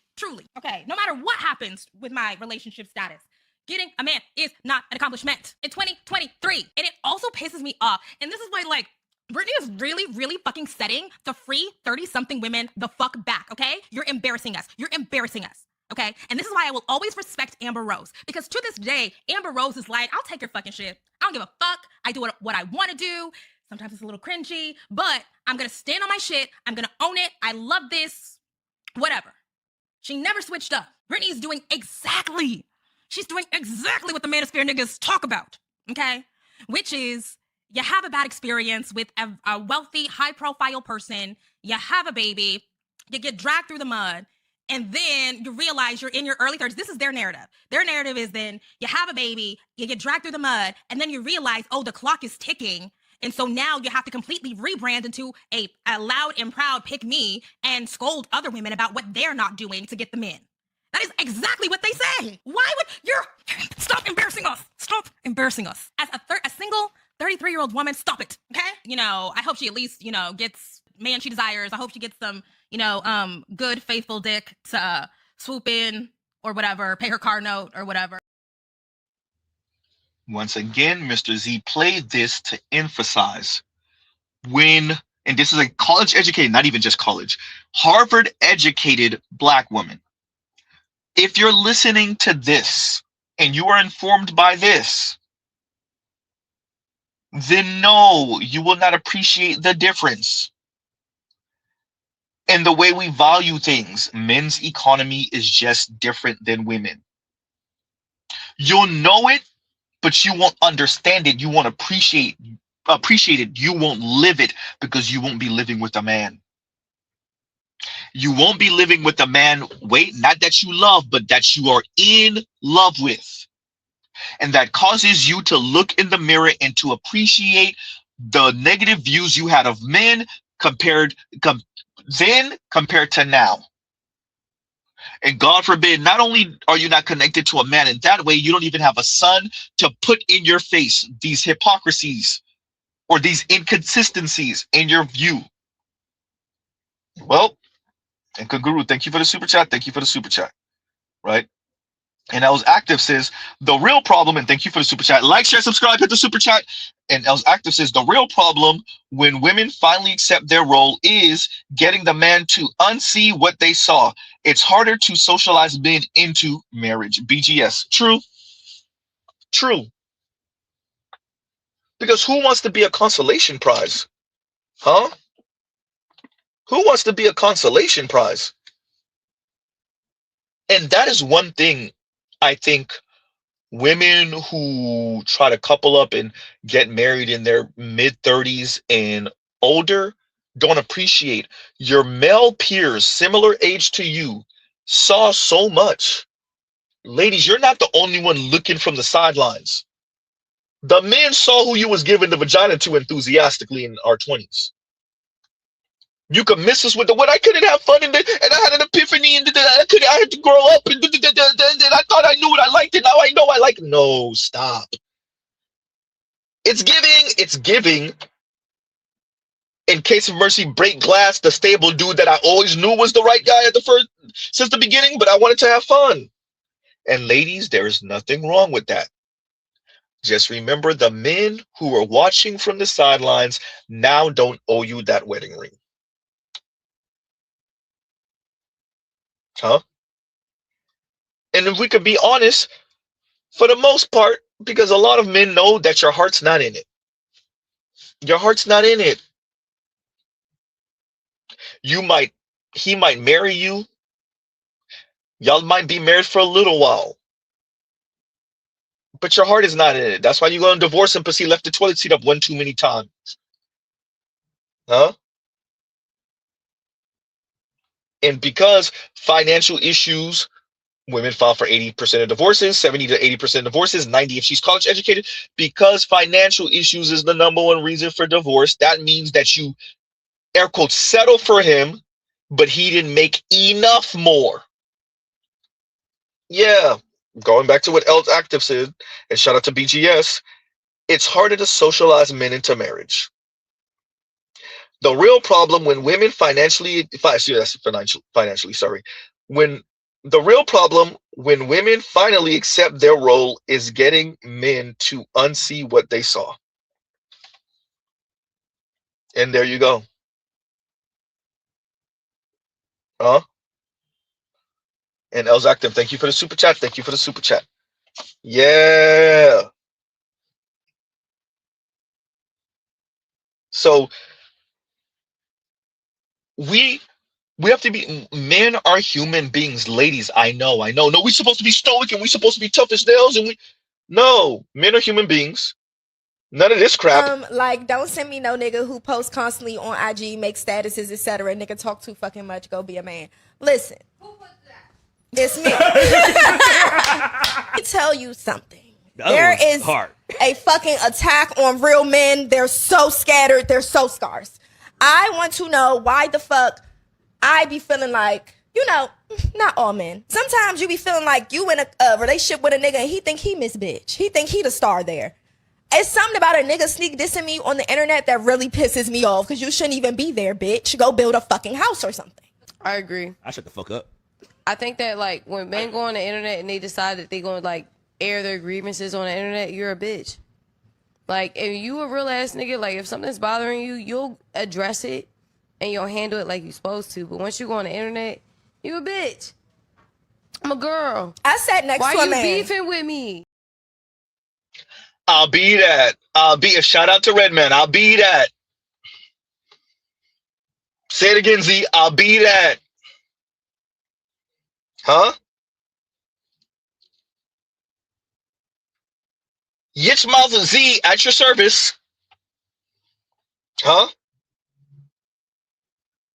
Oh man.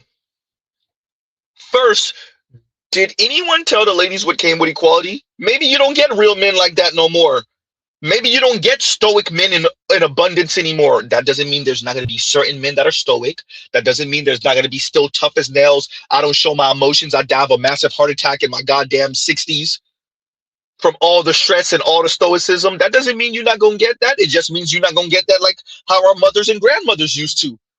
That's what came with equality. Oh, no one told you that. Oh, the role that you don't have to play in this modern era also means that the men don't have to play a particular role. That means that the men don't have to play stoic, stiff upper lip, straight face. Nothing bothers me. Men a few words. The men don't have to play that game anymore. Huh? And so you could call them all type of yitch, all type of sassy, right? Take their mics. There's a pun in there. What type of man are you? Why are you on the internet? Go build a house or something? Ladies, Mr. Z said I'll be that, number one. Number two, have you considered what this is once again when you're not doing the social math? What did women give up for their equality, for their egalitarianism? You don't get to be special and equal simultaneously. Huh? Yes, you're going to come across sassy men, mouthy men. No pun. Yes, there's not a requirement for men to be men of few words and stoic. And you know what? Yeah, she was talking crazy to me, but you know I'm a real man and I just ate that. That's another hay on the back of the camel. That's another straw on the back of the camel. The men don't have to do that anymore. Now the camel don't have no hay on its back, no straws. Ain't no straw that broke the camel's back because there's no straws. Huh? Where are our demographers and researchers and historians, our social critics, to be honest with the ladies? Ladies, you may not get that no more. Those men don't owe you that. Huh?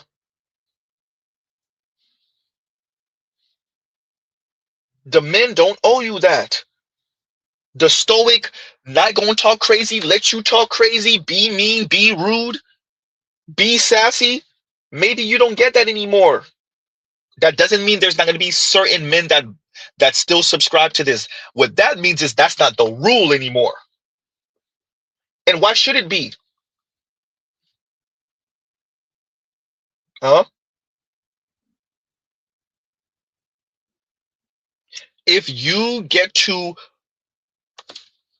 play and use every bit of your femininity slash masculinity, because you know there's somewhere there's a woman, namely black women. No, you know, we're not all feminine, and why can't I be masculine sometimes?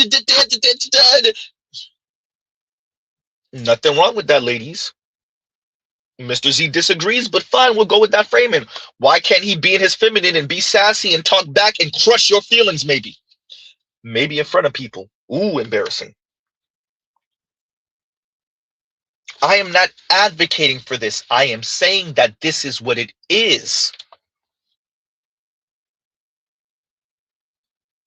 And quite frankly, ladies, why shouldn't it be?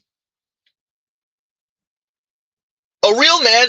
What real man? Oops. Why should there be a real man when there's not a real woman? Ooh, goddamn. Do we even have the term real woman? Who uses the term as a real woman? Welp. Huh? and we're gonna play the clip again, and we're gonna move on, right? And I see your super chat, Black Widow. We're gonna get to it in a minute. Like, don't send me no nigga who posts constantly on IG, make statuses, etc. Nigga talk too fucking much, go be a man. Listen. Who put that? It's me. Let me tell you something. There is a fucking attack on real men. They're so scattered. They're so scarce. I want to know why the fuck I be feeling like, you know, scarce, not scarce. All men. Sometimes you be feeling like you in a relationship with a nigga and he think he Miss Bitch. He think he the star there. It's something about a nigga sneak dissing me on the internet that really pisses me off, because you shouldn't even be there, bitch. Go build a fucking house or something. I agree. I shut the fuck up. I think that, like, when men go on the internet and they decide that they gonna, like, air their grievances on the internet, you're a bitch. Like, if you a real ass nigga, like, if something's bothering you, you'll address it and you'll handle it like you're supposed to. But once you go on the internet, you a bitch. What does supposed to mean? I sat next to a man. Why you beefing with me?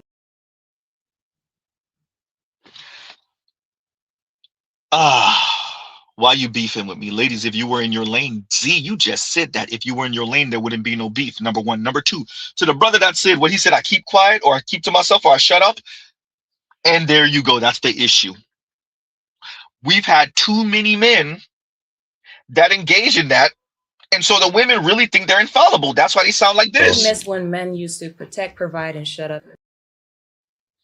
And when she said, I miss when men used to protect, provide, and shut up, that and shut up part, that's because brothers like you. So the women walked around here, if they weren't checked by other women, we're talking about the Black community in specific, then the women thought that everything about them was perfect. They were infallible in relationship to Black men. Black women are infallible in relationship to Black men because brothers like you did exactly what you said. I just shut up.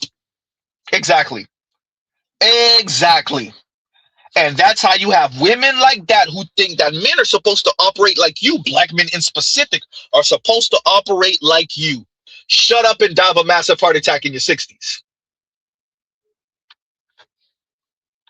Huh? That's what a real man does.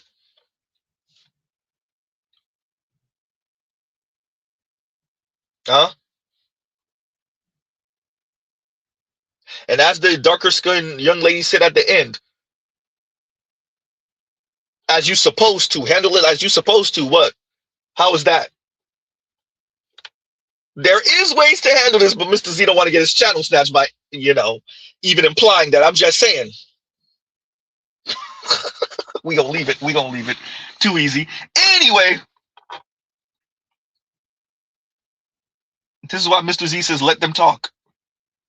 This is why Mr. Z says let them talk. You let the ladies talk, and now they telling you what they want. Shout out to you, FD Signifier. The ladies are telling you what they want. I played it a zillion trillion times. Y'all thought Mr. Z was lying.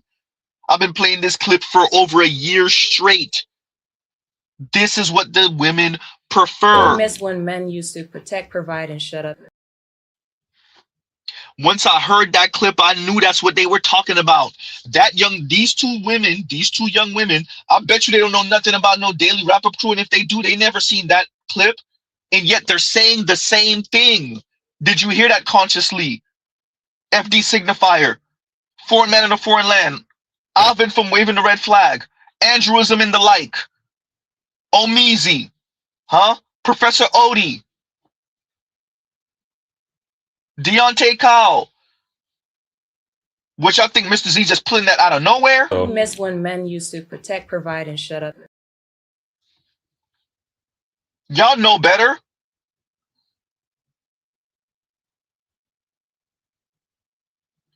And Kunguru says, and thank you for the super chat. Like, share, subscribe, hit the super chat. Z, I just bought 4 houses in Flint, Michigan, cheap, going for 10. Brothers, I advise you to do the same while the window is open. Hey, Kunguru said, I got somewhere to put my money. I'm going to invest in these properties. That way, when the white folks move back in and try to buy up the property, they're going to have to pay handsomely. I see what you're doing, Kunguru. I see you. And if the white people don't move in and buy the property, but they try to renovate the old property, they still gonna have to pay handsomely. I see you, Kunguru. I see you. And if the state want to do eminent domain on the property, they gonna have to pay handsomely. I see you. I see the vision. Right. I get you. Right? Kunguru said, I got my investments. Y'all better get y'all's. Right? Eventually, somebody gonna start knocking on my door for them properties. I see you, Kunguru. And shout out to Kunguru and thank you for the super chat. Right? Kunguru said, I got plans. I got plans on top of plans. Right? And let's finally get to Black Uru's super chat. And then we're going to address it in a minute. And Black Uru says, if I could find it, that'd be great. But it wasn't too far from Kunguru's super chat. Right? And Black Uru says, are there enough young black men in churches such that they would even know about a singles event, much less seek to visit church event? And what Black Uru is addressing, and I don't know about, I didn't put the actual original clip, we'll get to it in a minute, is this young lady speaking about a church event. So we're going to play this clip. I'll get back to the original clip. I'm going to have to make some space to address it, but here you guys go. On Threads tearing that post up. I don't go look for trouble. Y'all can talk y'all shit. Do whatever, say whatever, create think pieces and all of that. I can't talk to the mentally ill. I can't. I don't know about it. Talk to God about it. I don't know.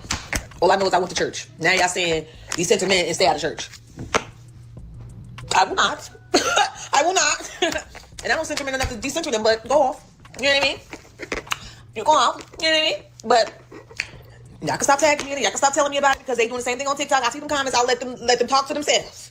Just like the crazy people do in what's that place they go when they're crazy? That place. How they talk to themselves. You got to let them people talk to themselves. Remember in school when they had the separate classes, the slow classes, the regular classes, and the high honors? We're now mixed in on the internet. We don't know who's who, but if you look at the comments, it'll make more sense. Leave them crazy ass people. I'm not commenting. I'm saying what I'm saying. I don't drive to people crazy, okay? You can pick me up, but I'm not driving to your crazy. So basically what happened is on Threads. That place is toxic as hell, man.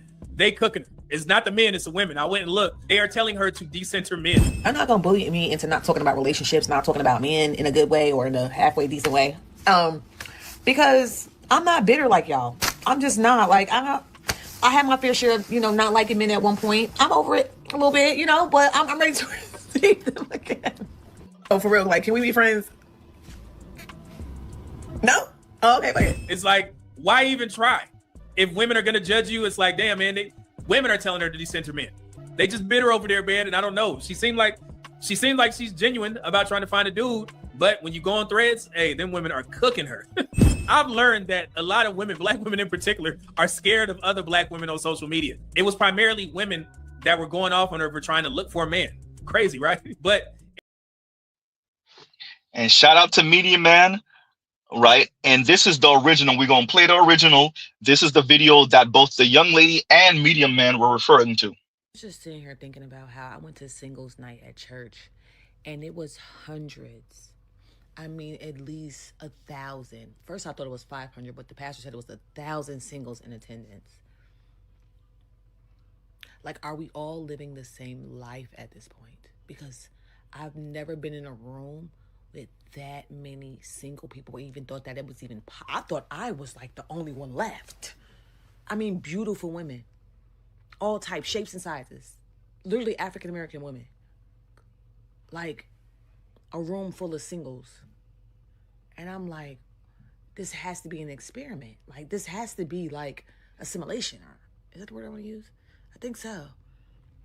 Like, I'm confused and I'm like low-key, like nervous, like for us. We're shit for myself, fuck y'all. Because where are the men? Where are the men? Then again, don't know. Never mind.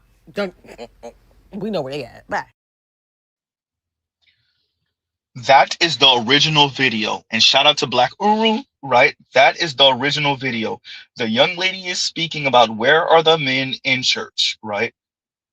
Where she went to a mixer with about 1,000 people, and where are the men? Now, I would love to know, as Medium Man said, what does she mean by we know where the men are, right? And reading the super chat again, Black Guru says, are there enough young men, are there enough young black men in churches such that they would even know about a church single event, much less seek to visit such an event? No, and we know the answer. And why would the young men be in church, huh? And this would be a good time to play that damn female pastor with the orange pants that was going in on men and black men in specific. I forgot to play that clip. It's too late. Anyway, or upload that clip. I forgot to upload that clip, but it's too late. It's going to take forever to find it. Either way, no, Black Uru, there's not enough young black men in the church, and we know this, huh? Especially, and why would there be young black men in the church when way too many women, both in and out of the church, both air quotes Christian, right, God-fearing, supposedly, and also secular and out here in the world, they all sound well, and all the Christian feminists, rest in peace, Kevin Samuels, they all sound like, well, why is everyone always so concerned about what black women are doing at every single given moment? Well, could you just like leave us the fuck? No, we don't like that. We don't like that. We don't like that. Okay, we do. Leave us the fuck alone. Especially like a lot of black men. Oh, we don't like when y'all wear wigs and weaves and nails and eyelashes and makeup. And we have told you repeatedly, we don't give a fuck what you like. What's not clicking, Steven? Like, what's not clicking? You keep giving your unsolicited opinions on what we as black women do. We keep telling you, hey, sir, don't give a fuck about that opinion. If you take someone's opinion, you buy their lifestyle. Look at you. Ew. Ooh, who would ever want that? To be insecure, jealous, busted and disgusted? Ew. To the black man who came on this. Before we continue, let's address this. To the young lady, you don't owe men considering what men like, what black men like in specific. You and other black women don't owe them that. With that, y'all could chill out with the complaining. Y'all could chill out with the insults, right? The little snarky comments, the bitterness and the anger because the men said, I bet I'm over here with the Latina. I bet I'm playing video games. I bet I'm a passport bro. I bet I'm out there with the white girls. An Asian woman, if I can get her away from the white dudes and the Asians. Ladies, you don't have to care about what the men care about. But shut up about being single and saying that black men don't value black women and colorism, futurism, texturism, fat phobia. Huh? They hate their mama, they hate themselves. They want the white man's prize. Ladies, if black men say we would rather see you without the weaves and you wear the weaves anyway, and then you see enough black men, not all, decide to exercise other options, even if those other options are staying in their goddamn mom's basement, then so be it. If you're so disgusted by the men, because she said, ew, fine, nothing wrong with that. Make it work with who you can make it work with, or just stay your ass miserable, single, suffering in silence, pretending like you're not miserable and single. By the way, no one believes you in society. Like no one outside of other black women pretending and some of y'all little weirdo white female friends and maybe a Latina or two. Y'all get a couple of people pretending like they believe you. Other black women, some white women, some Latinas, and some LGBTQ men. No one else in society is even going to pretend like they believe you. They're just going to stay the hell away. Shout out to black women. Single, miserable black women pretending like they're not miserable and okay with being single. I doubt it. Huh? Yeah. And shout out to Media Man for that clip. Perfect clip to go with what we're saying. These little look at her sassiness, the snarkiness, the smug, the straight up undiluted asshole. Dear Black America, this is your daughter. All too many of your daughters think, talk, feel like this. That's why they ass is chronically single. Huh? No one doing nothing with them. Not a black man, not a white man, not even another woman. Huh? And they tell you how okay they are with it, and they're not, because they come on the internet to tell you how okay they are with being single. Perfect indication that you okay with being single is when you on the internet making fun of and mocking the men. Yeah, because you're so happy and so content with your single ass life. Huh? If you don't care what the men have to say, there's nothing wrong with that, ladies. But we don't believe you. You can do whatever you want, ladies. You don't have to care what the men say, what the men think, what the men desire, what the men find appealing. You do not have to care. As I said earlier in the stream, hopefully you can afford your life. Huh?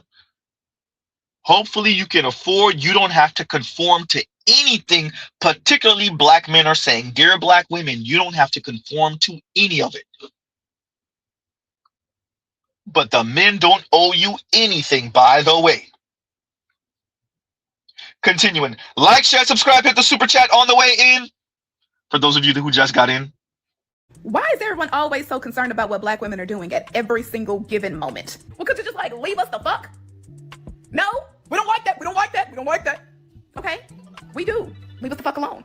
Especially like a lot of black men. Oh, we don't like when y'all wear wigs and weaves and nails and eyelashes and makeup. And we have told you repeatedly, we don't give a fuck what you like. What's not clicking, Steven? Like, what's not clicking? You keep giving your unsolicited opinions on what we as black women do. We keep telling you, hey, sir, don't give a fuck about that opinion. If you take someone's opinion, you buy their lifestyle. Look at you. Ew. Ooh, who would ever want that?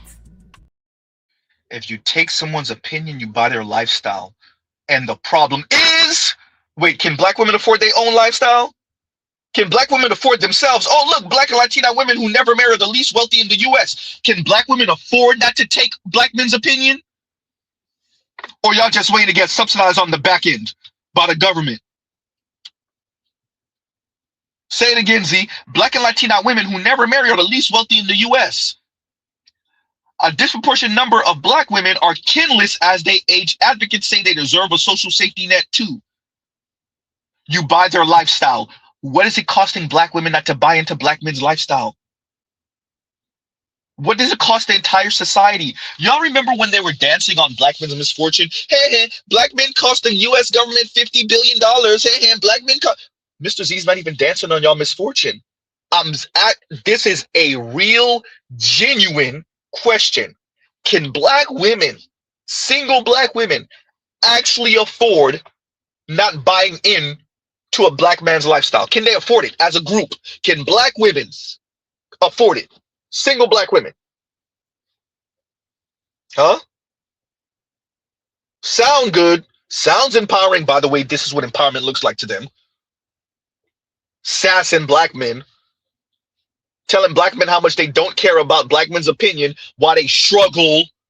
I'm not saying that that individual young lady is struggling financially, but we know that the masses of single black women are struggling financially. So it costs you to not care about black men's opinion and to sass black men. It literally costs you, rightfully so. Continuing. Why is everyone always so concerned about what black women are doing at every single given moment? Well, could you just like leave us the fuck? No, we don't like that. We don't like that. We don't like that. Okay? We do. Leave us the fuck alone. Especially like a lot of black men. Oh, we don't like when y'all. Leave us the F alone. The young men are leaving you alone, and black and Latina women who never marry are the least wealthy in the U.S. The black men, the young black men in specific, are leaving you alone. That's why 25% of newlywed black men, it's 24%, 25% are marrying outside the race. They are leaving you alone. Black women, single black women have 8 cents to the white man's dollar. Black men are leaving you alone. And it's costing, wait for it, black women. You, madam, maybe not you individually, but you, like black women. See, you ain't never gonna get to the other videos. You right, continuing. Why is everyone always so concerned about what black women are doing at every single given moment? Well, could you just like leave us the fuck? No, we don't like that. We don't like that. We don't like that. Okay? We do. Leave us the fuck alone. Especially like a lot of black men. Oh, we don't like when y'all wear wigs and weaves and nails and eyelashes and makeup. And we have told you repeatedly, we don't give a fuck what you like. What's not clicking, Steven? Like, what's not clicking? You keep giving your unsolicited opinions on what we as black women do. We keep telling you, hey, sir, don't give a fuck about that opinion. If you take someone's opinion, you buy their lifestyle. Look at you. Ew. Ooh, who would ever want that? To be insecure, jealous, busted, and disgusted? Ew. I can't help it. I can't help it, everyone. She said, who would want that? If you're talking about black men have a higher interracial marriage rate than black men. I mean, excuse me, black men have a higher interracial marriage rate than black women, and that's not from black women's lack of trying. Oops. To answer your question, okay, fine. Mr. Z is not even going to be a snarky asshole. Really difficult to not to do it with this one, but okay, fine. Madam, who would want black men? If you're speaking about black men specifically, which you are, other non-black women by the numbers. To answer your question, who would want that? The Latinas, some of them at least. The white women, some of them at least. Maybe an Asian or two, South Asian, East Asian, Southeast Asian or two. Maybe an Arab or two, an indigenous woman or two. By the numbers, it shows that it's true, Mr. Z Ryman. Huh? Ew, who would want that? The non-black woman that you said you wasn't gonna compete with, that you felt a certain way when you was watching the black man walking down the street holding her hand. That black woman. I mean, excuse me, that non-black woman. Who would want that? The non-black woman that got on his program. Now it's up to you to make up for not having him as a man, as your man. Good luck with that. Hopefully Brad or Jose or Habib is taking applications. Or maybe Keisha. Ooh, goddamn. It sounds good. By the way, I am not joking. This is what empowerment looks like to them. Sassing black men and telling black men they don't give a F about your opinion. Meanwhile, they struggle and suffer because they don't give a F about black men's opinion. Huh? Sounds good. Sounds empowering. Looks good in front of other black women. And it's going to cost you. It'll cost you. It may cost you a little. It may cost you a lot. But it will cost you. Z, I'm going to need you to get through the whole video. Stop interrupting. True indeed. Like, share, subscribe, hit the super chat. Continuing. Why is everyone always so concerned about what black women are doing at every single given moment? Well, could you just like leave us the fuck? No, we don't like that. We don't like that. We don't like that. Okay, we do. Leave us the fuck alone. Especially like a lot of black men. Oh, we don't like when y'all wear wigs and weaves and nails and eyelashes and makeup. And we have told you repeatedly, we don't give a fuck what you like. What's not clicking, Steven? Like, what's not clicking? You keep giving your unsolicited opinions on what we as black women do. We keep telling you, hey, sir, don't give a fuck about that opinion. If you take someone's opinion, you buy their lifestyle. Look at you. Ew. Ooh. Who would ever want that? To be insecure, jealous, busted, and disgusted? Ew. To the black man who came on this app and asked why don't black women say hi, this is why I never want to say shit to you motherfuckers. When you say hi to some men specifically, the extra shit that comes with it, we don't want it. That's why we don't say shit. And as someone who is single and by herself or with her kids most of the time, y'all feel the most entitled to have to say something and think that I'm supposed to say something back, which is fucking weird. Because if I had a man or was with a man, you wouldn't say shit to me anyways. Because I know you don't go around saying hey to every man that you see. I know you don't. So why do you think I have to say hi? I don't want to. I honestly don't. At this point, please, don't say nothing to me. Keep it pushing. Don't tell me I'm pretty. Don't tell me nothing. Leave black women alone. We're going to pause on that one. If y'all don't see what she was doing, that was all a humble brag. That was all a humble brag. Men want me. Black men want me. I just want you to know, even with my kids, they be trying to holler. The black men want me. I just want you to know, I am desirable out here in these streets. I'm wanted. All she did was spew her nonsense, letting everyone know in society she is still desirable, even when she's walking with her kids. Z, that was such a backwards way to do that. I know. All she did was try to flex that she is still desirable. Literally, her complaining about black men still in pursuit of her, even when she's with her kids, was her bragging, attempting to humble brag about how she is still desirable, even when she's with her children. Black men are trying to holler. Huh? Wow. Absolute wow. Huh? Continuing. Why is everyone always so concerned about what black women are doing at every single given moment? Well, could you just like leave us the fuck? No, we don't like that. We don't like that. We don't like that. Okay, we do. Leave us the fuck alone. Especially like a lot of black men. Oh, we don't like when y'all wear wigs and weaves and nails and eyelashes and makeup. And we have told you repeatedly, we don't give a fuck what you like.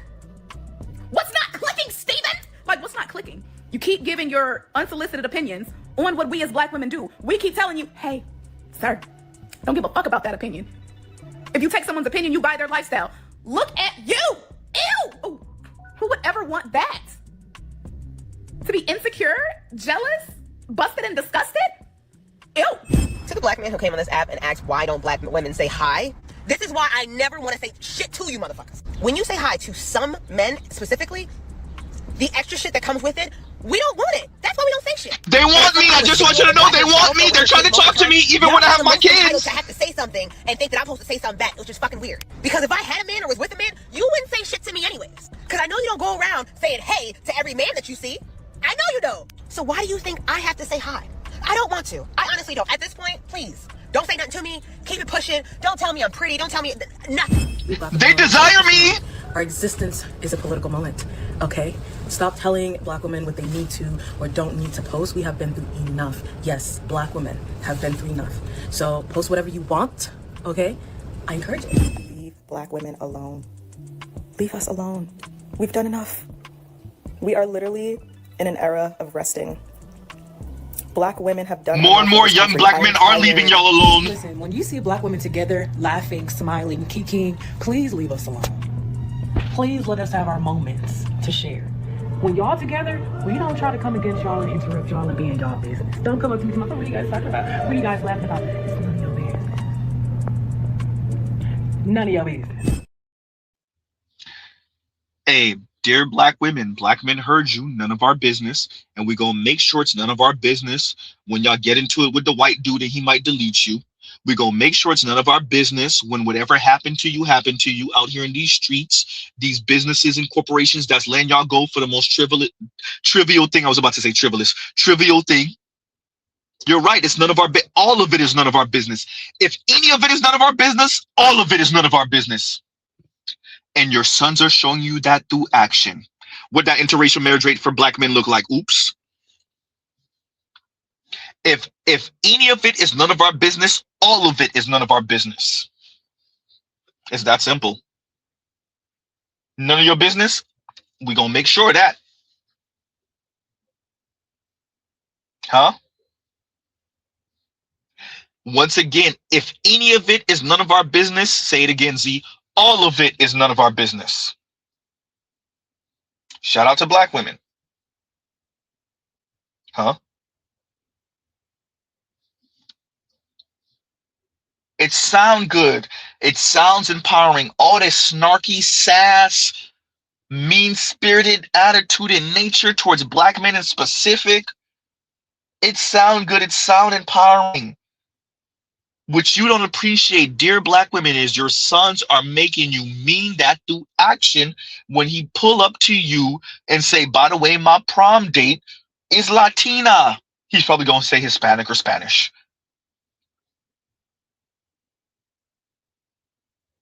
Becky is my prom date. Mom, but since I've been away at school, I've been seeing a young lady. Really? Yeah. Mom, okay, look, she's a white girl. Huh? Your sons are showing you through action. Your nephews are showing you through action. Your grandsons are showing you through action. Your boy cousins are showing you through action. By the way, you don't owe them nothing. But they're showing you through action. Yeah. And that's why they're not popping up to your goddamn speed dating events, matchmaking events, even the Christian ones. I was just sitting here thinking about how I went to singles night at church and it was hundreds. I mean, at least 1,000. First, I thought it was 500, but the pastor said it was 1,000 singles in attendance. Like, are we all living the same life at this point? Because I've never been in a room with that many single people or even thought that it was even, I thought I was like the only one left. I mean, beautiful women. all types, shapes, and sizes. Literally African American women. Like a room full of singles. And I'm like, this has to be an experiment. Like, this has to be like assimilation. Is that the word I want to use? I think so. Like, I'm confused and I'm like low key, like nervous, like for us. Well, shit for myself, fuck y'all. Because where are the men? Where are the men? Then again, don't know. Never mind. Don't. We know where they at. Bye. And she's not the only one speaking like that. I went to the singles mixer yesterday and I left feeling more defeated than hopeful. The host did an amazing job. The vibes were immaculate. The location, everything was great. The games, it was very well thought out. But I think what did it for me was demographic-wise, it felt like Hench, but in real life. Interesting. There was a room full of beautiful, accomplished women, a lot of nice men, but only a few of them that everyone wanted. And the very few acted like they were the prize. They literally would only talk amongst themselves. They would not initiate conversation with women unless the host told them to. We had a moment where we were forced to just go and talk to somebody new for 8 minutes, which I thought was a little too long, but that was the only time that they would initiate conversation with the women. Listen. And I'm going to cover that another day, maybe tomorrow.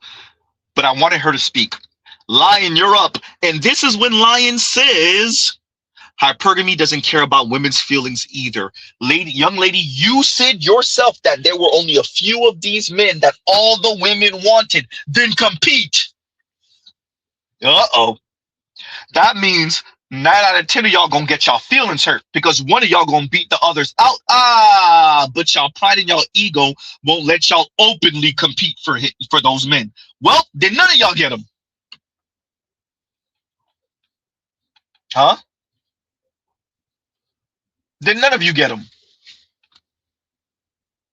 There, y'all can have the sisterhood full of nothing but, well, the sisters. Huh? Nothing wrong with that. Huh? Dear ladies, nothing wrong with that. You owe the men nothing. Like, share, subscribe, hit the super chat. Huh? She said she went to a single event. A bunch of gorgeous women. They always say the women could be absolute dog poop. They never gonna say that though. A bunch of gorgeous women. And okay, men, okay. She didn't really defecate on the men, but she did admit and say that there was a handful of the men that all the women wanted. And the men acted like all the women wanted them. You imagine?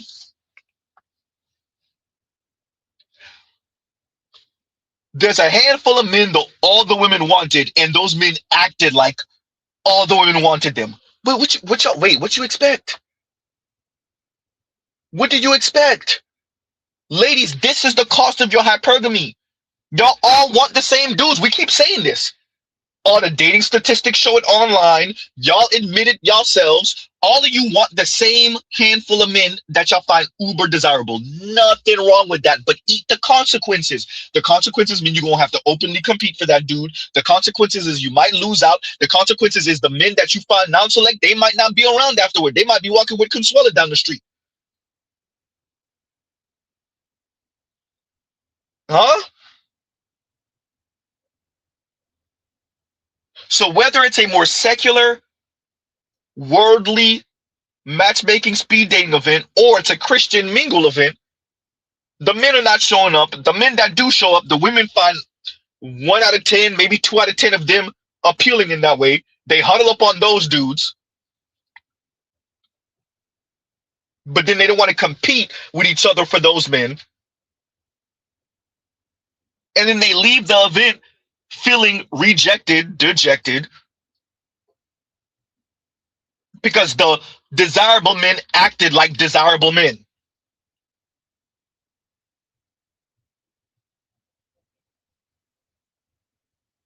It would have been different if out of 10 guys, y'all were huddled up on maybe 4 or 5 out of the 10. Out of 10 men, y'all huddled up on 1 or 2, and then feel bad and record yourselves about the event afterward. Oh, the 2 guys, the 4 out of 20, huh? The 4 men out of the 20 men that we find attractive,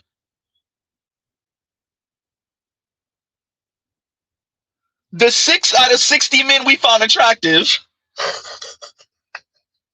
the 12 out of the 60 men we found attractive, they acted like we found them attractive. Okay. And the problem is y'all, the ladies. Okay, yep, that's it. Huh? Oh boy. We gonna play one more again. I went to the singles mixer yesterday, and I left feeling more defeated than hopeful. The host did an amazing job. The vibes were immaculate. The location, everything was great. The games, it was very well thought out. But I think what did it for me was, demographic-wise, it felt like Hench, but in real life. Interesting. There was a room full of beautiful, accomplished women, a lot of nice men, but only a few of them that everyone wanted.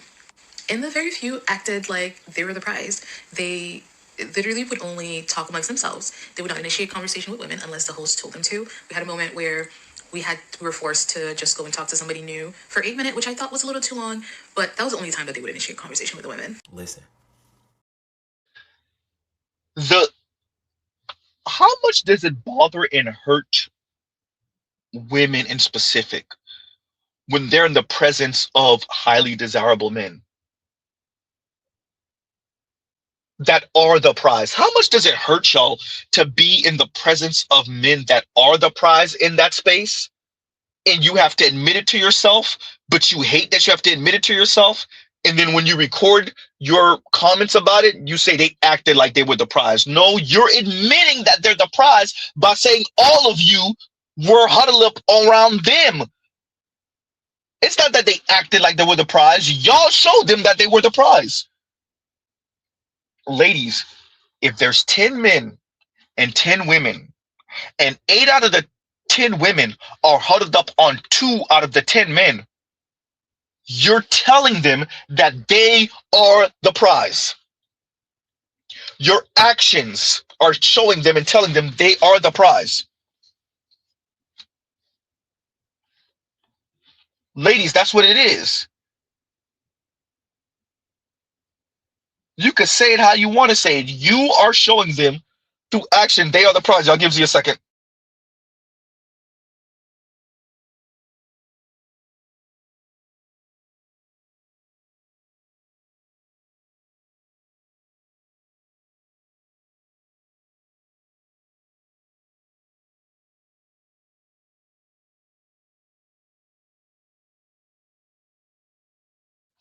And we're back, right? But yeah, so what we have here and what I've played today, and I'm gonna change the title. The title's gonna actually have a title. I'm trying to debate it. Is the cost of women's single, their autonomy, their middle finger to men, particularly black women, middle finger to black men, right? Whether it's the older, more seasoned woman that I played earlier in the stream, whether it's the Christian young lady at the Christian single event, whether it's the young lady I just played, whether it's the women who saying ill, whether it's the white woman, whether it's the young black woman who is imitating what black women sound like when they single. This is the cost of the little snarky, sassy assholeness. In line, I'm gonna try to do a panel discussion and I was gonna try to do one later on today. We'll see, but if not, then you just gonna have to hold on to that story because I want to hear it, right?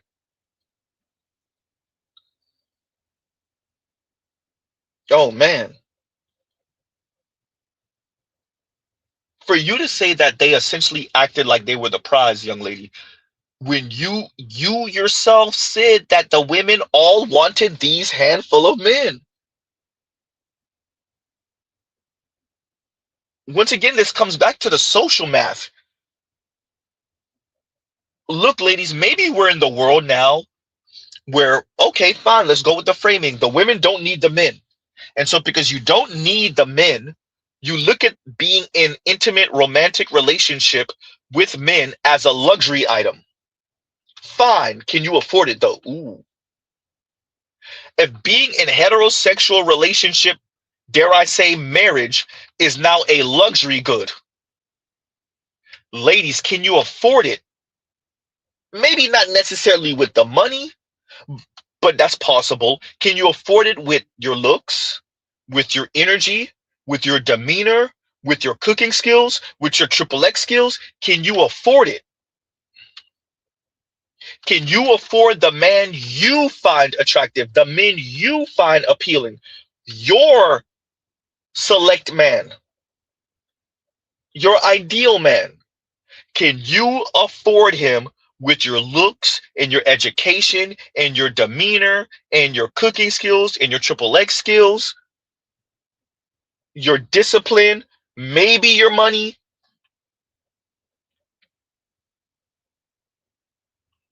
Huh?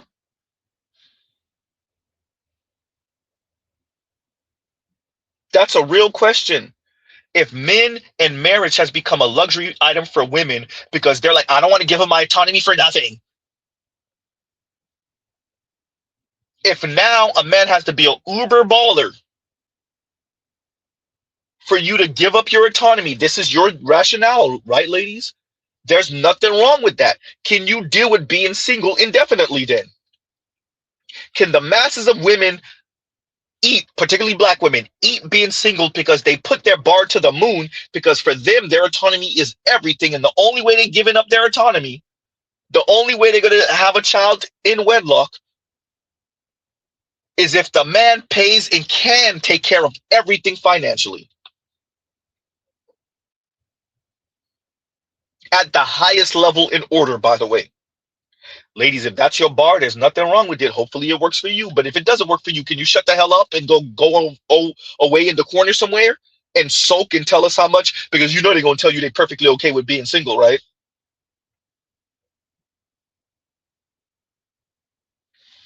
Huh? So on that note, everyone, we will pause right here. I think Mr. Z did a pretty good job. We're gonna pause right here. Love Piece of Chicken Grease. Y'all go check out other Black Manosphere content, other non-Manosphere content for the love of God.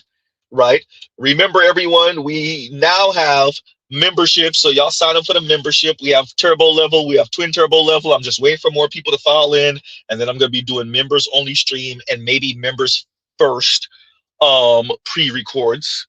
That's how we're gonna do it. I think, yeah, that's how we're gonna do it for the pre-records. I think that might be, I might start a Patreon eventually, and that'll be it. Mr. Z don't know the advertisement, man. I don't know what I believe in enough to, yeah. Unless if they hit me with a check, everybody, they gotta hit me with a big ass check, because I don't know about advertising to my subscribers. That's now that, yeah, and it gotta be something I actually do and use, and then I still don't want to show my face, so I really don't know how this gonna work, but we'll see. Anyway, right? Anyway, right? Yeah, YouTube really about that money, y'all. Mr. Z in it for the mission, and I'll take a couple dollars here and there. YouTube like, no, make this money. Every other day, YouTube Studio showing me some new ways to make money. Oh, okay, all right. Thank you very much, YouTube Studios. Thank you. Right. So there's that part. But on that note, we will pause right here. Y'all check out the membership. We will try to do a panel discussion somewhere before Friday, but it might have to hold out till Friday. We'll see. Right? Hysterical. And I'm awful says you could do some Popeyes ads. Hysterical. Right? Believe it or not, I haven't eaten Popeyes in a few weeks, actually. It's been a few weeks since I ate Popeyes. It's been a few weeks. Not even 2 weeks. It's been like, oh crap, has it been 3-4 weeks? Yeah. No, has it been a month? Hey, I think it's been a month since I ate Popeyes, y'all. And it's been a few weeks since I ate Wingstop. Mr. Hey, just saying, everyone. Yeah, That doesn't mean I'm completely off of it, but we're gonna be hitting the big 4-0 soon enough. And so it was about that time to slow up anyway, right? It's about that time to slow up anyway. So yeah, there's that part too. So on that note, everyone, we will truly pause here. Love Piece of Chicken Grease. Y'all go check out other Black Manosphere content. Right, and Saint Sir says, Z, the withdrawals are coming on soon. Stay strong, bro. Look, the withdrawals already here. It's just you got to tough it out. Right, you just got to tough it out. So we will pause right here, everyone.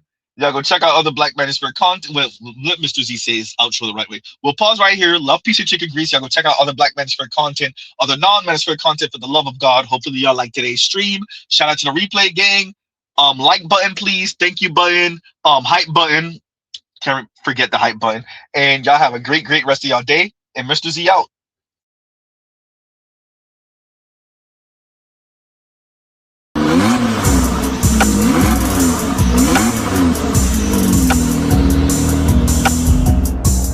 You are now listening to Mr. Z Blackneffect.